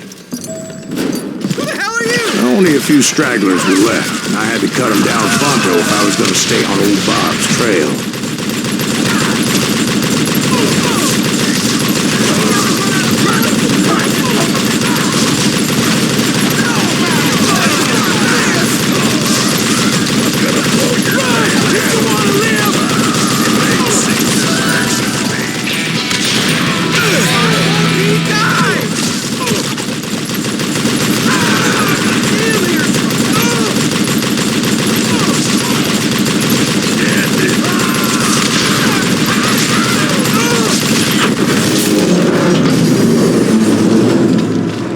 Once I silenced all those guns, I went searching for my nemesis, determined to finally have my justice. But the only survivor who welcomed me was George Flat-Nose Curry. Who was he?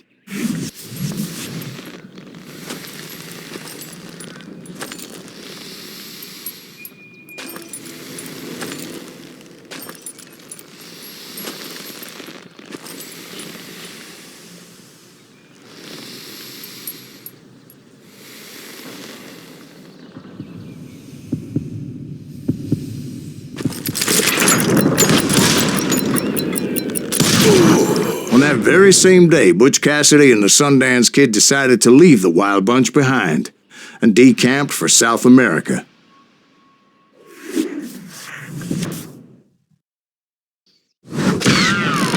They ended up living down there for many years, but I'm sure you already know all about that.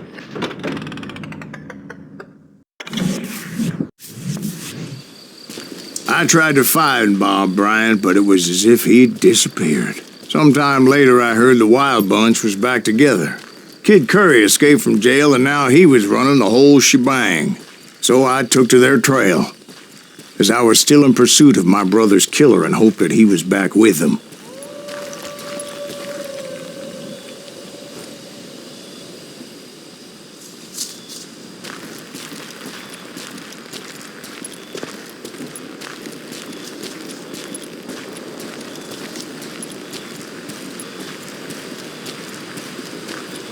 That kid Curry's kind of crazy, ain't he?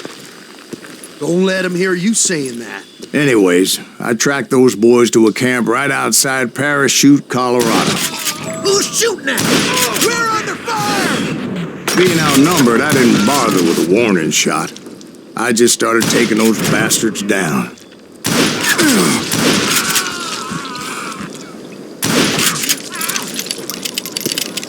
Old Bob wasn't among them, and neither was Kid Curry. I could sense him close by, however, plotting something nasty. I just needed a clue as to their whereabouts. And I found one. A map with their bold plan clearly marked. This time they were fixing to blow up a train trestle. Property of the Union Pacific.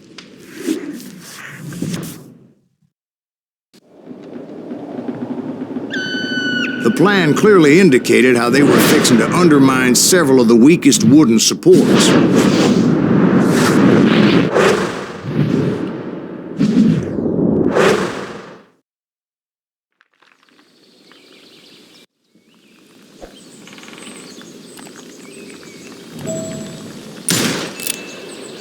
Kid Curry was considered the wildest of the wild bunch. It was said that he fathered 85 bastard children, though some say it was only 5.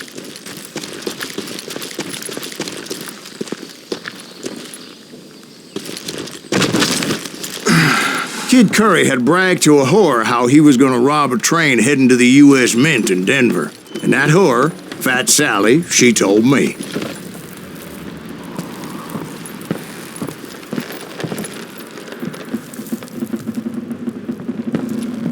The bridge was rigged with dynamite, so I decided I'd best be careful confronting those bastards.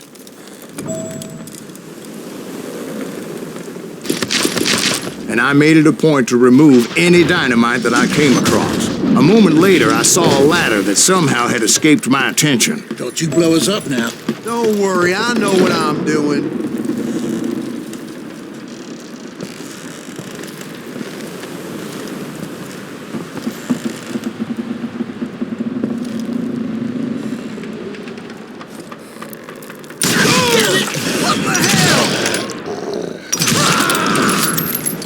But the Wild Bunch did not take kindly to my presence and attempted to blow my head off. It appeared the kid had found a number of new recruits to bolster their ranks. Guess there's always desperate men willing to trade their lives for stolen treasure.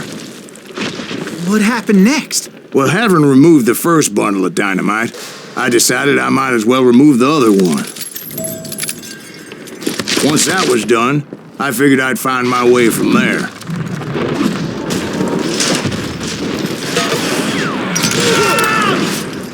Oh, my damn ears are ringing.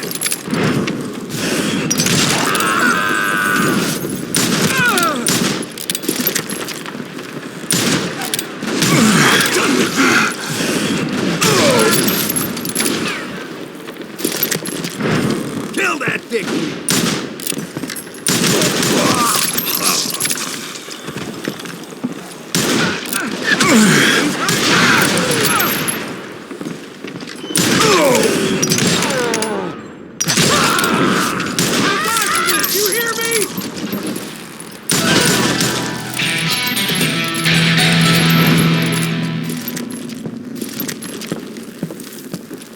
You ain't seen that. Death is coming for you.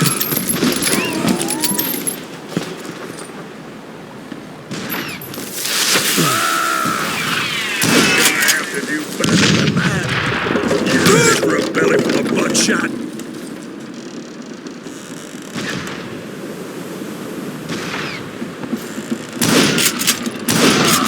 So, what happened then? Had to remove more of that damn dynamite.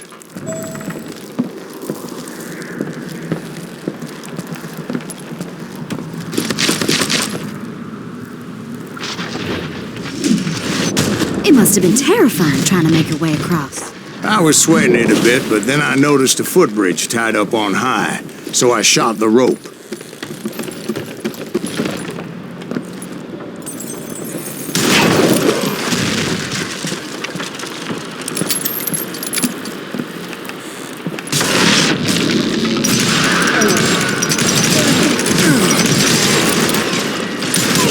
Now you're really pissing me off!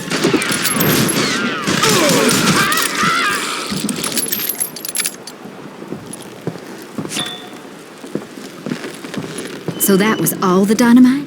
Funny you should mention that, darling. There was a fourth charge impeding my progress. Once I removed it, my path was pretty clear.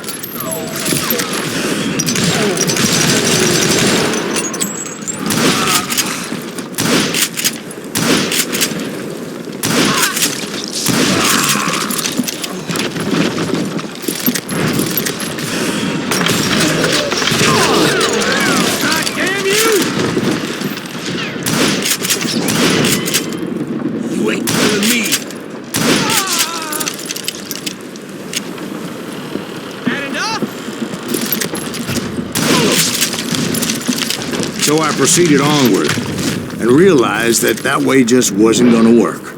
I needed an alternate path forward.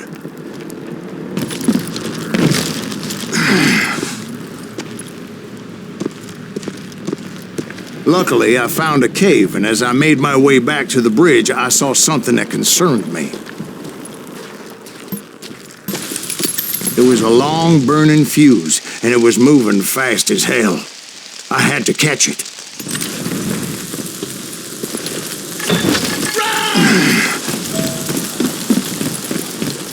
The burning fuse was so damn quick, I had to run like the wind.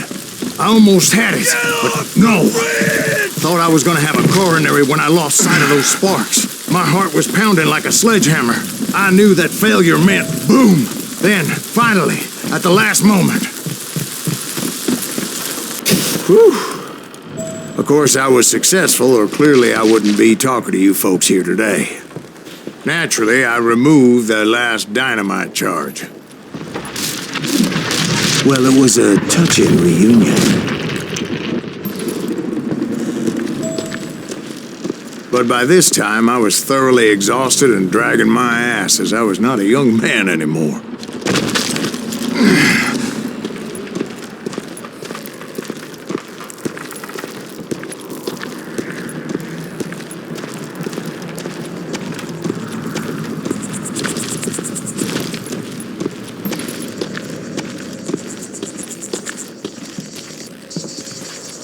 Kill that SOB!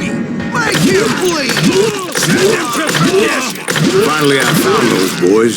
Or more precisely, they found me. He's crazy! Kid Curry asked me! Funnier than a damn fly!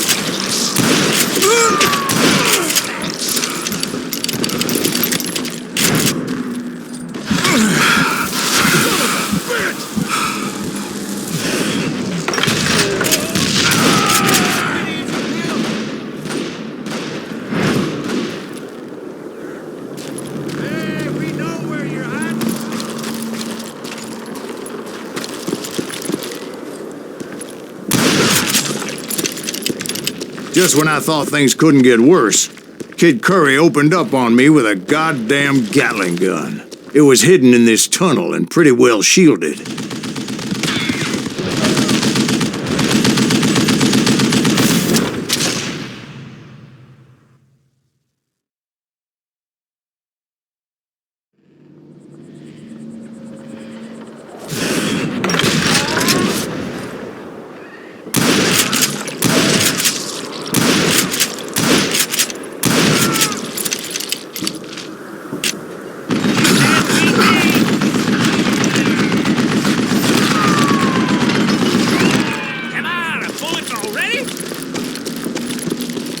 Luckily, I had located some dynamite.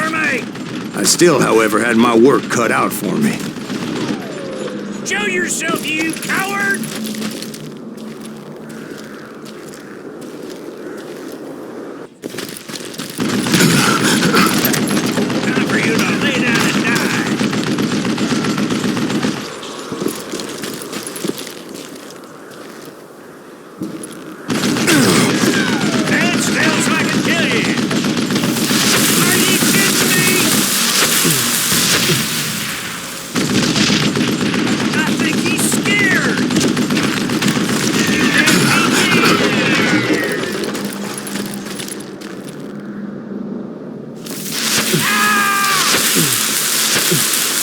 Damn it, I need some help! Come on, boys! Take this subbitch out!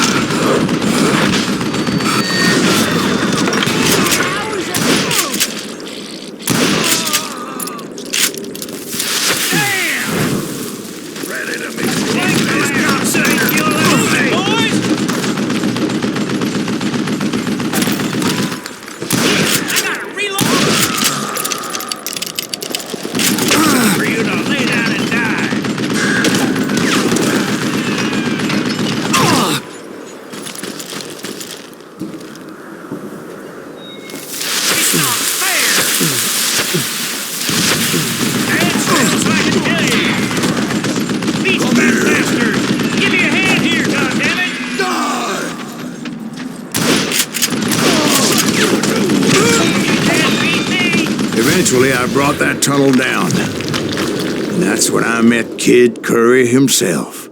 He had decided to stop pussyfooting around and deal with me personally.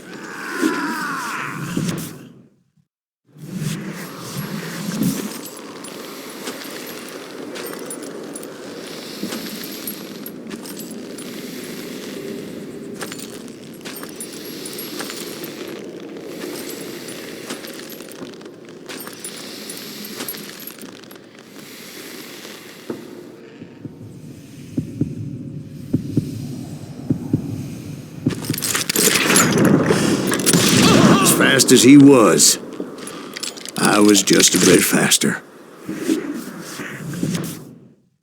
And as he lay wounded, I demanded to know the whereabouts of Roscoe Bob Bryant. He shouted at me, "Is that what this is about? Bob went with Butch in Sundance to South America. You ain't never finding him."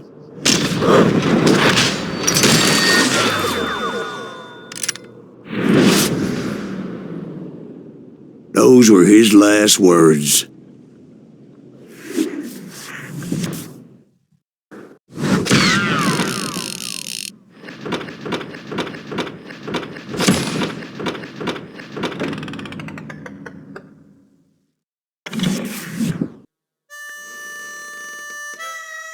So, Bob Bryant got away? I knew I'd never find him in South America. What about the other killer? Yeah, you kinda glossed over that one. Well, I found Jim not long after my showdown with Ringo. At the time, he was riding with the James Younger gang. Did I neglect to mention that?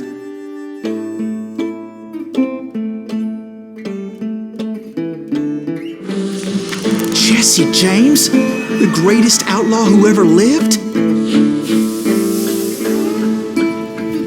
Jesse and his kin rode with Quantrill when he raided Lawrence, Kansas, and killed near 200 people, boy. Nothing great about that. And from there, him and his brother went on to rob banks and trains from Kansas to Missouri. Which is why there was such a rich bounty on their heads. 40 grand for both of them, dead or alive. That's one hell of a payday.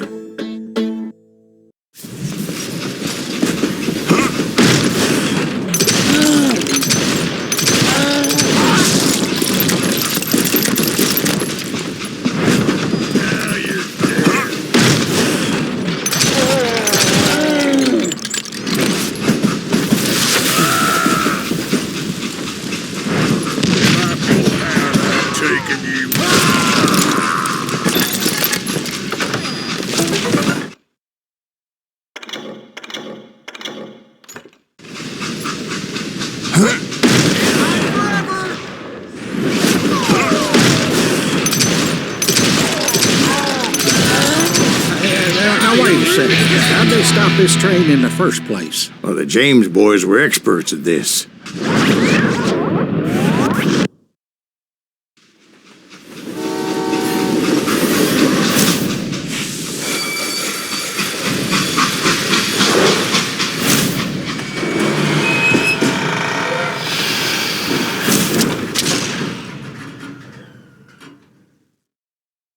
They hopped a freight train, having heard there was a big payroll in the express safe. So, I hopped the same train.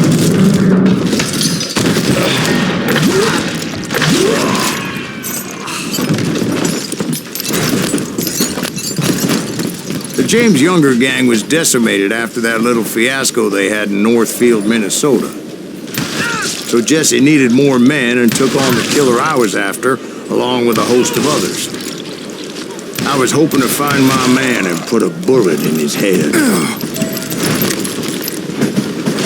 Climbing around that train, I must have swallowed 100 damn bugs before I reached James' that... younger gang pulled the first train robbery west of the Mississippi. Sounds like you hold them in high regard. Everyone knows they were the most famous outlaw gang ever. And you took them all on by your lonesome. Again, I'm finding this all a little hard to swallow, friend. Well, maybe you need to wash it down with some whiskey. By the way, did I mention that that train was flying down those tracks like a bat out of hell? Anyway, excuse me, Ben. Where would I find the gentleman's facilities? Suddenly I have an urgent need to drain my one-eyed snake. Well, I've had more than a few drinks, and I've been sitting here for quite a spell. Right through there. Let me show you. I've never heard so much malarkey in my life. You think he's bullshitting us? You don't think he's Silas Greaves? I think he's just some old drunk looking for some free liquor. I don't know, Jack. I think I believe him. You don't think he met Jesse James? Boy, you gotta be kidding me. That story makes no sense at all. Jack. I mean, you gotta be 2 bricks short of the load to believe that cock and bull story. I don't agree.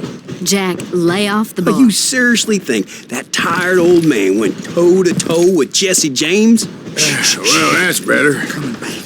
Did I mention that this Jim was married to the infamous Belle Starr? Of course, I didn't learn that until later. Anyway, I made my way forward the best I could. Around the sides, over the roof. At some point, some bitch saw me and shouted out, "It's a damn Pinkertons!" It's a damn Pinkerton! Now, I never worked for that limey cocksucker, but I guess they assumed I was one of his assassins. Those evil bastards firebombed Jesse's mother's house and killed his stepbrother. So it's no wonder each and every asshole on that train wanted me dead. Everybody's always mistaking you for somebody else, aren't they? Why is that, I wonder? Don't rightly know, Jack. I'm just telling you how I remember it. I bet you are.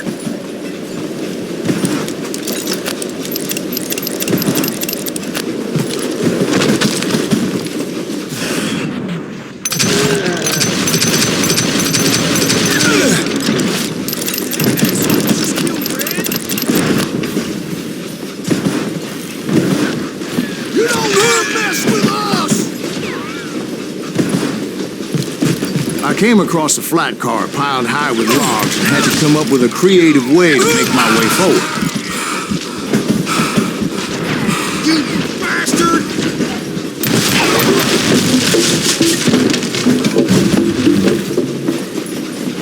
I wondered if I was ever going to find the front of that train, or the bastard I was after. Right about then, I was attacked by some asshole on a Gatling gun. Well, it seems like you run into a lot of them. Asshole? Gatling guns. Yes, I did. Now, I don't remember how I took it out. It was either a bullet or dynamite. Where would you find dynamite? Does it really matter, Jack? You're messing with the flow of the story here.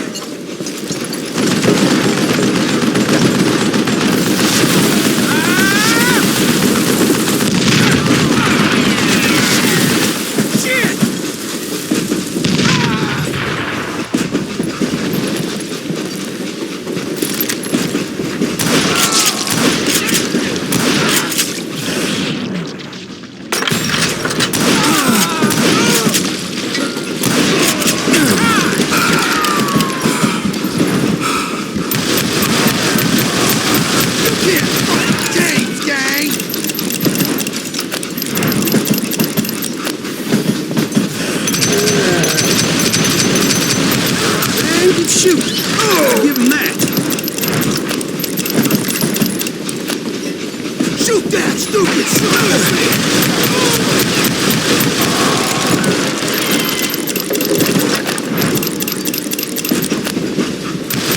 Brother, I'm gonna make you pay for that!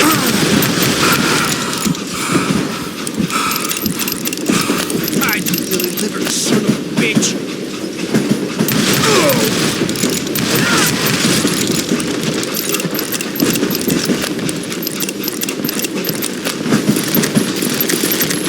I was looking for Jim and shooting any son of a bitch stupid enough to get in my way. And that included Jesse James himself.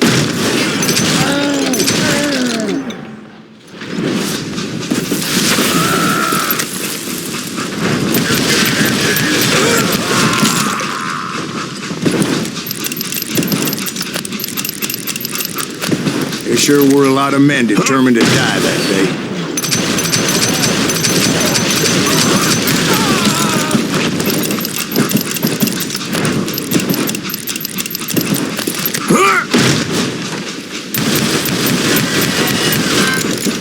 It was then that Jesse detached the express car from the rest of the damn train. I could see Jesse waiting for me, fixing to kill me so he could get away with all that money.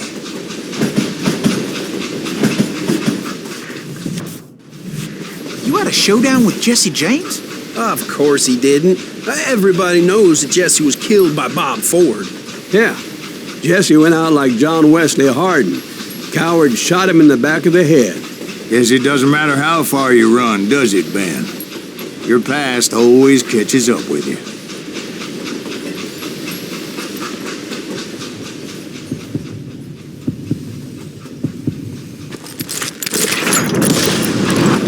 Yeah, I didn't kill Jesse James.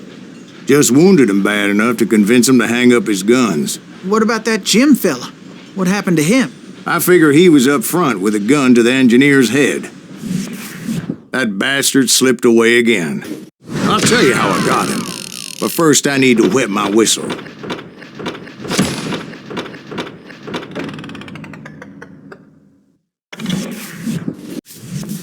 After my showdown with Jesse, I continued to track his brother, Frank, and that sumbitch Jim. I followed those bastards into the high mountains as they were going to ground. What mountains would that be? Somewhere in the Ozarks, I believe. The perfect place to hide out from the authorities.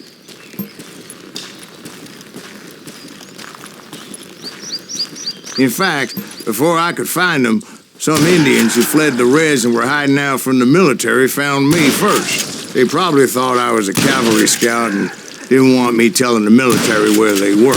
Injuns? Yeah, they could have been Cheyenne, but there was all sorts of renegades roaming the landscape back then.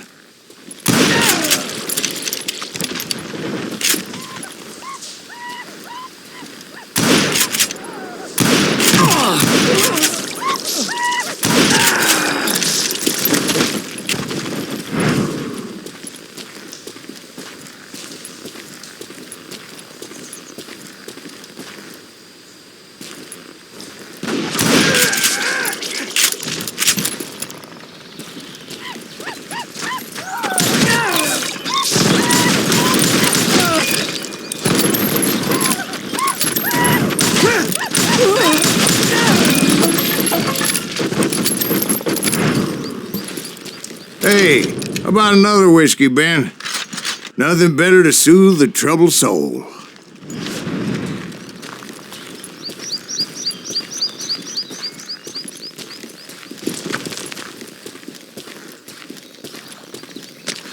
Now, where was I?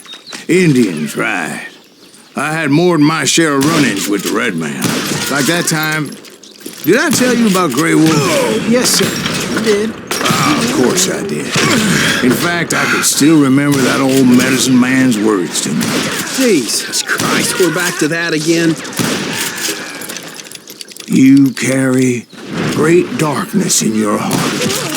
It will claim your soul.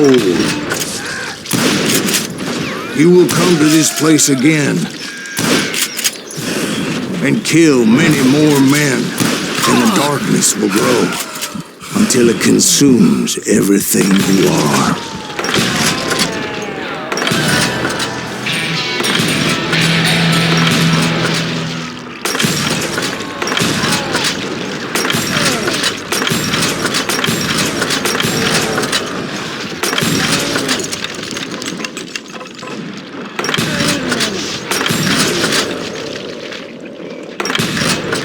So, did you ever find it? The man you are after? Let me ask you something, Ben. You ever think about death?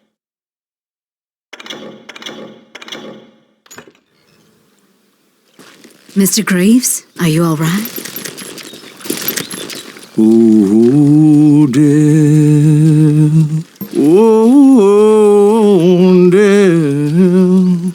Won't you spare me over till another year? What is this that I can't see with ice cold hands taking hold of me? Well, I am death, none can excel. I'll open the door to heaven or hell.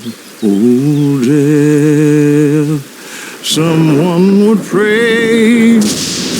Could you wait to call me another day? Oh, death.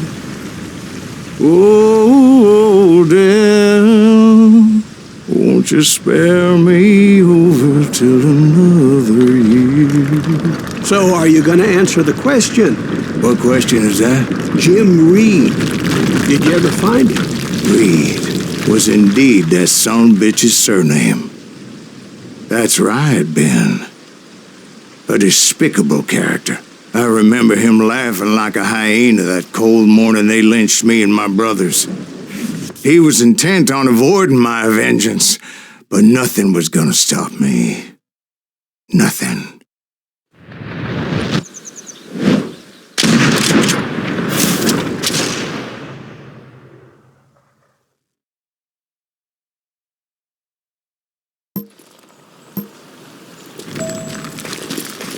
I finally did track those outlaws down. They had long rifles with scopes and were well positioned to pick off any poor soul who came anywhere close.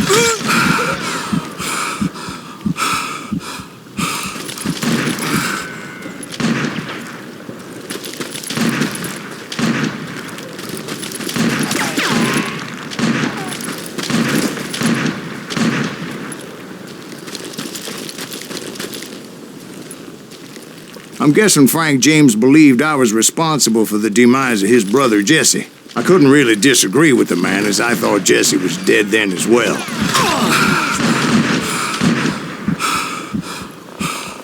He backed off as I closed in on him, but he was still intent on killing me. And when I closed in on him again, he backed off again, looking for a better angle on me.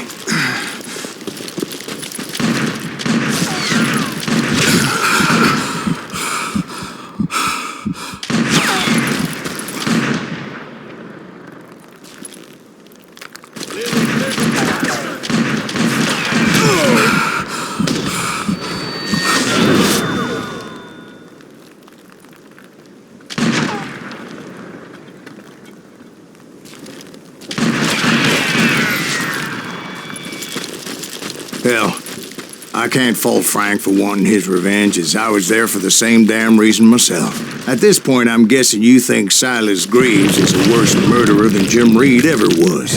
No, sir. A man who spent half his life killing somebody's brothers, fathers, sons. I think you were just looking for justice, sir. Is that what I was looking for, Dwight? Is that what it was? Justice? Isn't that why you were hunting the James Gang? The James Gang. Right.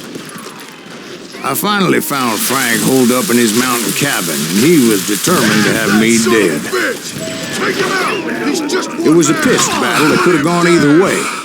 Luckily, I had some dynamite in my possession. Dynamite? On your person? And a few sticks, just in case. It's always good to be prepared. Right. I'm just laying out the facts as I remember them, Jack.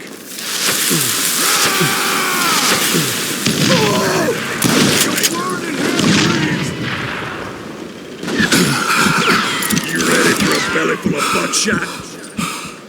Looks like pissing me off.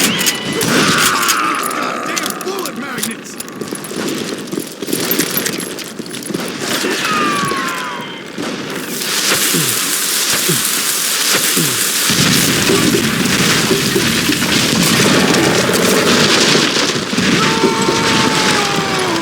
And that old shack, Well, it went tumbling right off that cliff. With Frank James still in it? Yes, sir. But Frank James is still alive, living in Missouri, showing folks around the family farm for 25 cents a tour. I didn't say he died in the fall, now did I?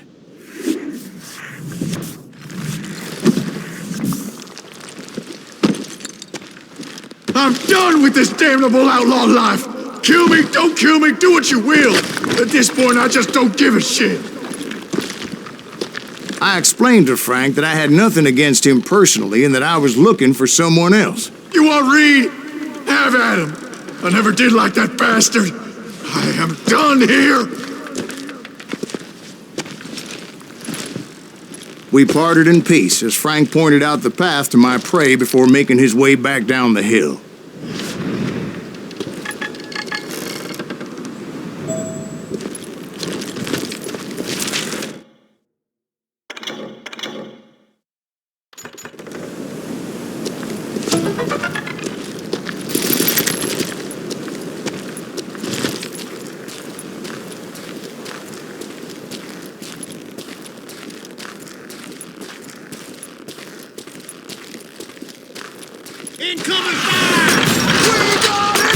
So what happened with Reed?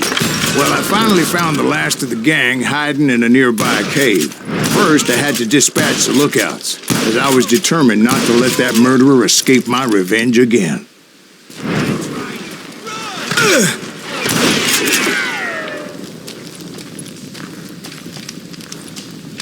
But rather than wander in willy-nilly, I decided it would be better to smoke that sumbitch out.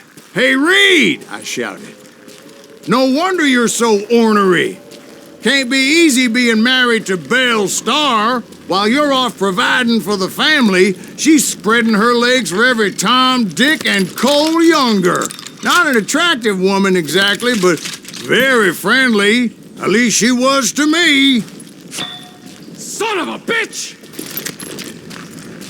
It was then that the last bunch of bandits jumped out of hiding. Why won't this asshole give up? Would someone please kill him? Almost as good as me. Oh, this asshole died.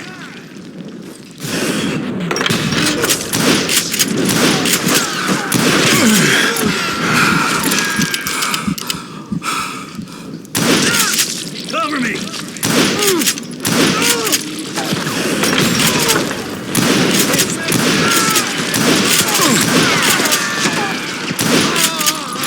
I'm done with you.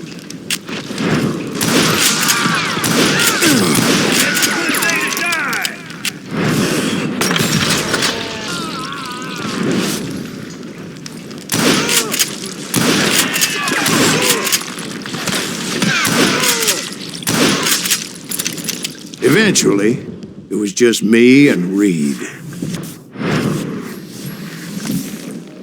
I had waited a long time to face him down, so I could repay him for what he did to my brothers.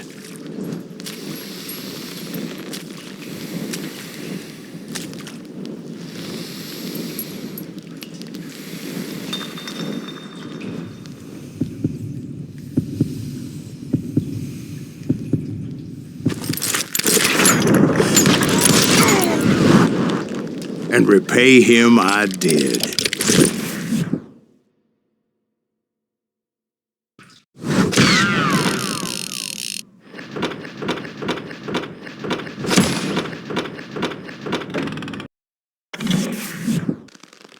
Well, I don't know about you boys, but I'm pretty beat.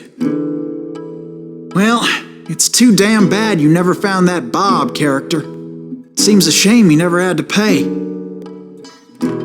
Well, funny thing about that, I did have one more chance at him.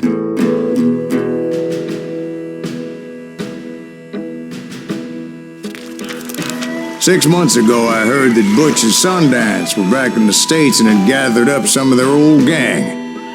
I tracked them down, hoping that Roscoe Bob Bryant had returned with them. So you're saying they didn't die down in Bolivia?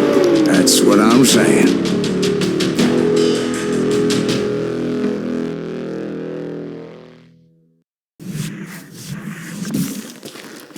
40 years I had waited to get my hands on the last of my brother's killers.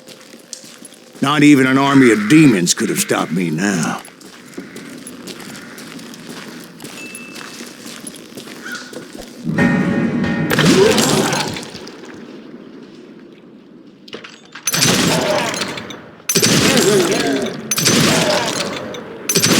Both Johnny Ringo and Jim Reed fell fairly quickly.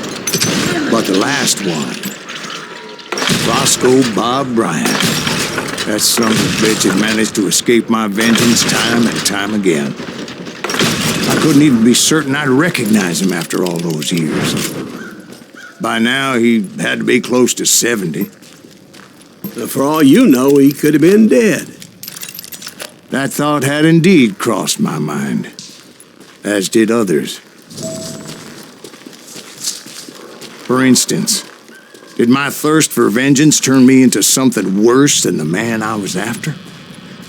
By this point in my storied career, I had killed more men than Bob Bryant ever had.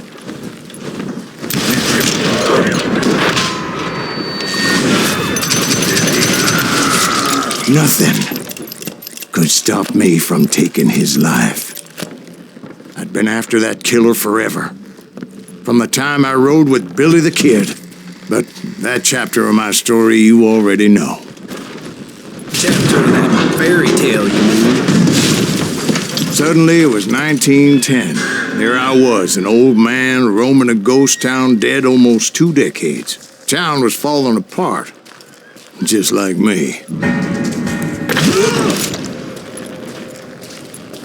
But I wasn't about to call it quits.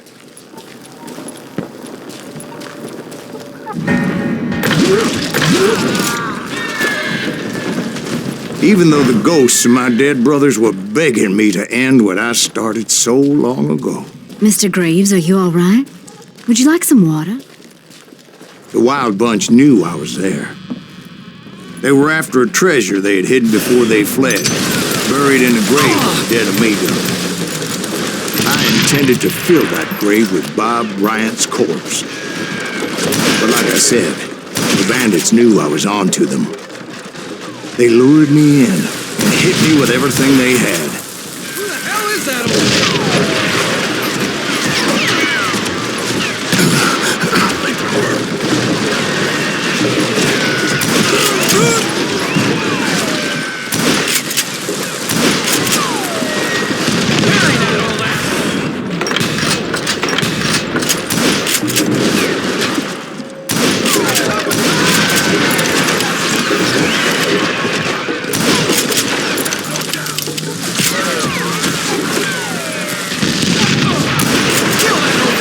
But you obviously prevailed since you're sitting here telling us the tale. Actually, in that moment, I did not prevail. So I suppose we're talking to a ghost. Funny you should put it like that, Jack.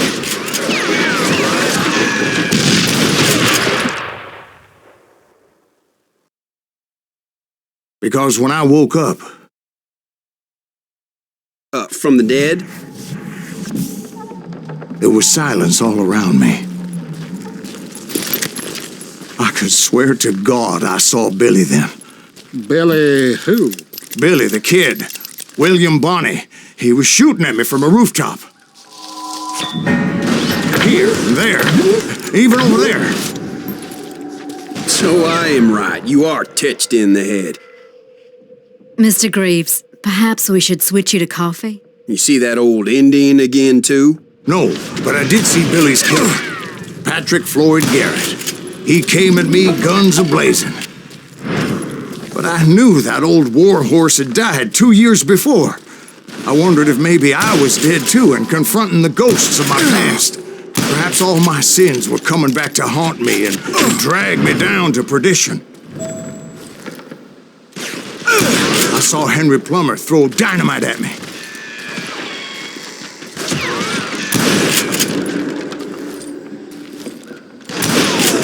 And in the gates of the cemetery, I saw John Wesley Hardin, just like I remembered him.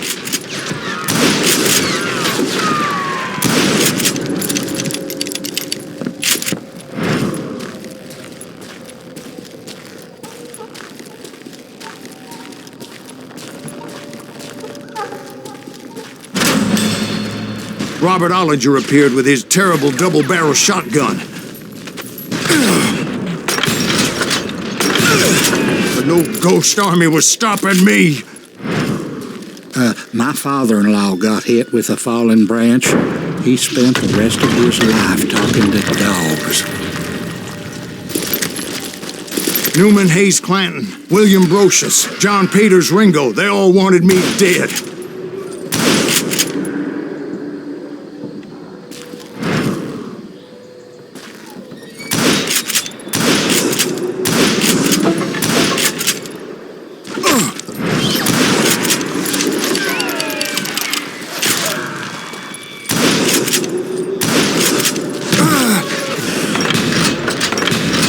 The Dalton brothers, Robert and Grattan, guardians of the Garden of the Dead.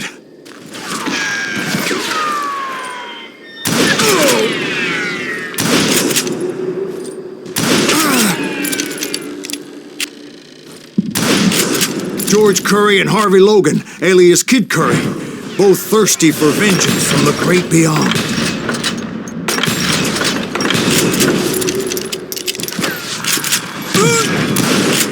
Jesse, Woodson, James, and Jim Reed. Each one deader than the next. I thought I would go crazy. Thought?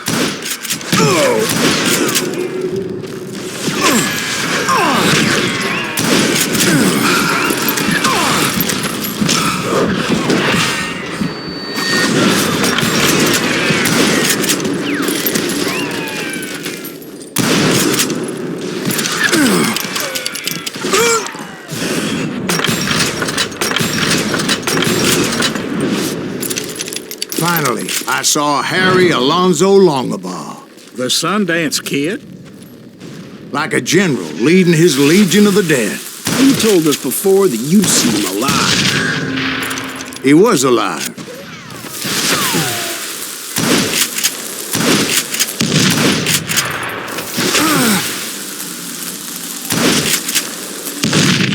Then I heard a voice call to me from afar. It was Robert Leroy Parker, a.k.a. Butch Cassidy, coming at me from out of the fog. Thanks for taking care of that bastard.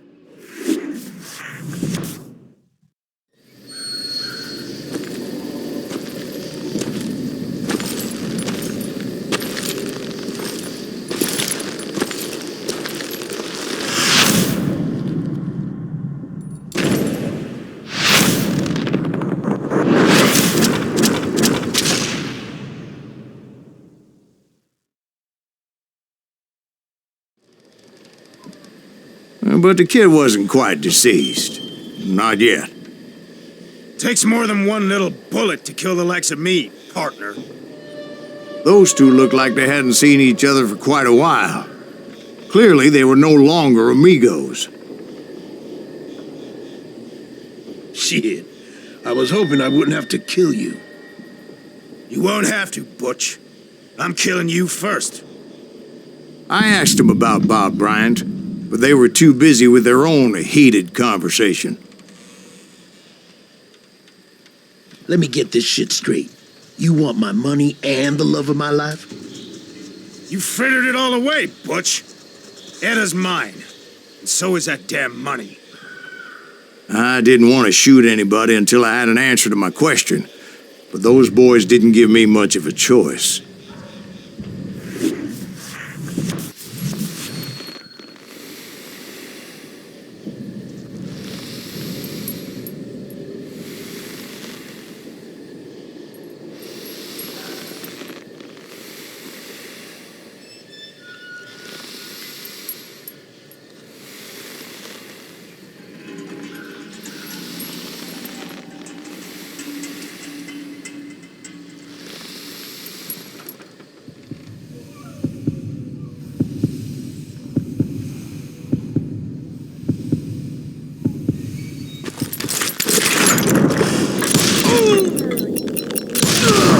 Butch Cassidy and the Sundance Kid died there in that cemetery not 6 months ago.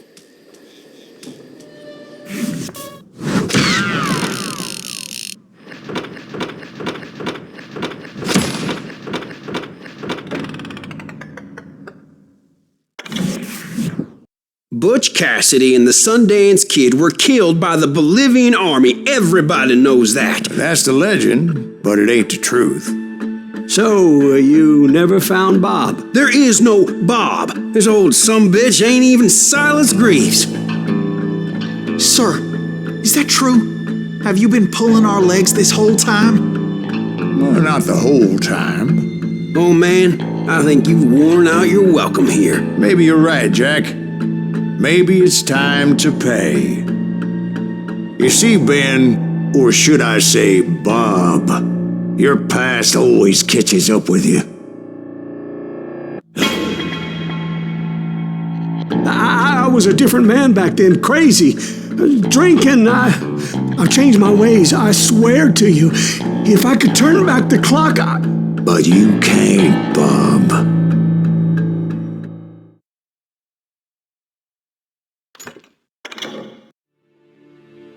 Why'd you toy with me like that? Telling those tales, knowing all along. Why not just lay your cards on the table? Wanted to suss you out, Bob. See what kind of man you turned out to be. Maybe prod you into drawing on me. See, all those years on your trail turned me into a killer. Can't even remember who I was before you tried to murder me. You, on the other hand, walked that very same path in exactly the opposite direction. What do you mean by that? You think your life is worth sparing, Bob? Boy, what's your name again? It's Eisenhower, sir. Dwight Eisenhower. What do you plan to do with your life, Dwight Eisenhower? Tomorrow I'll be leaving for West Point, sir. So, you want to be a soldier? Well, then do it right, son. Don't tear down the world out of anger and spite like I did. You build it up. You do something decent with your life, you hear me? Sir? Yes, sir.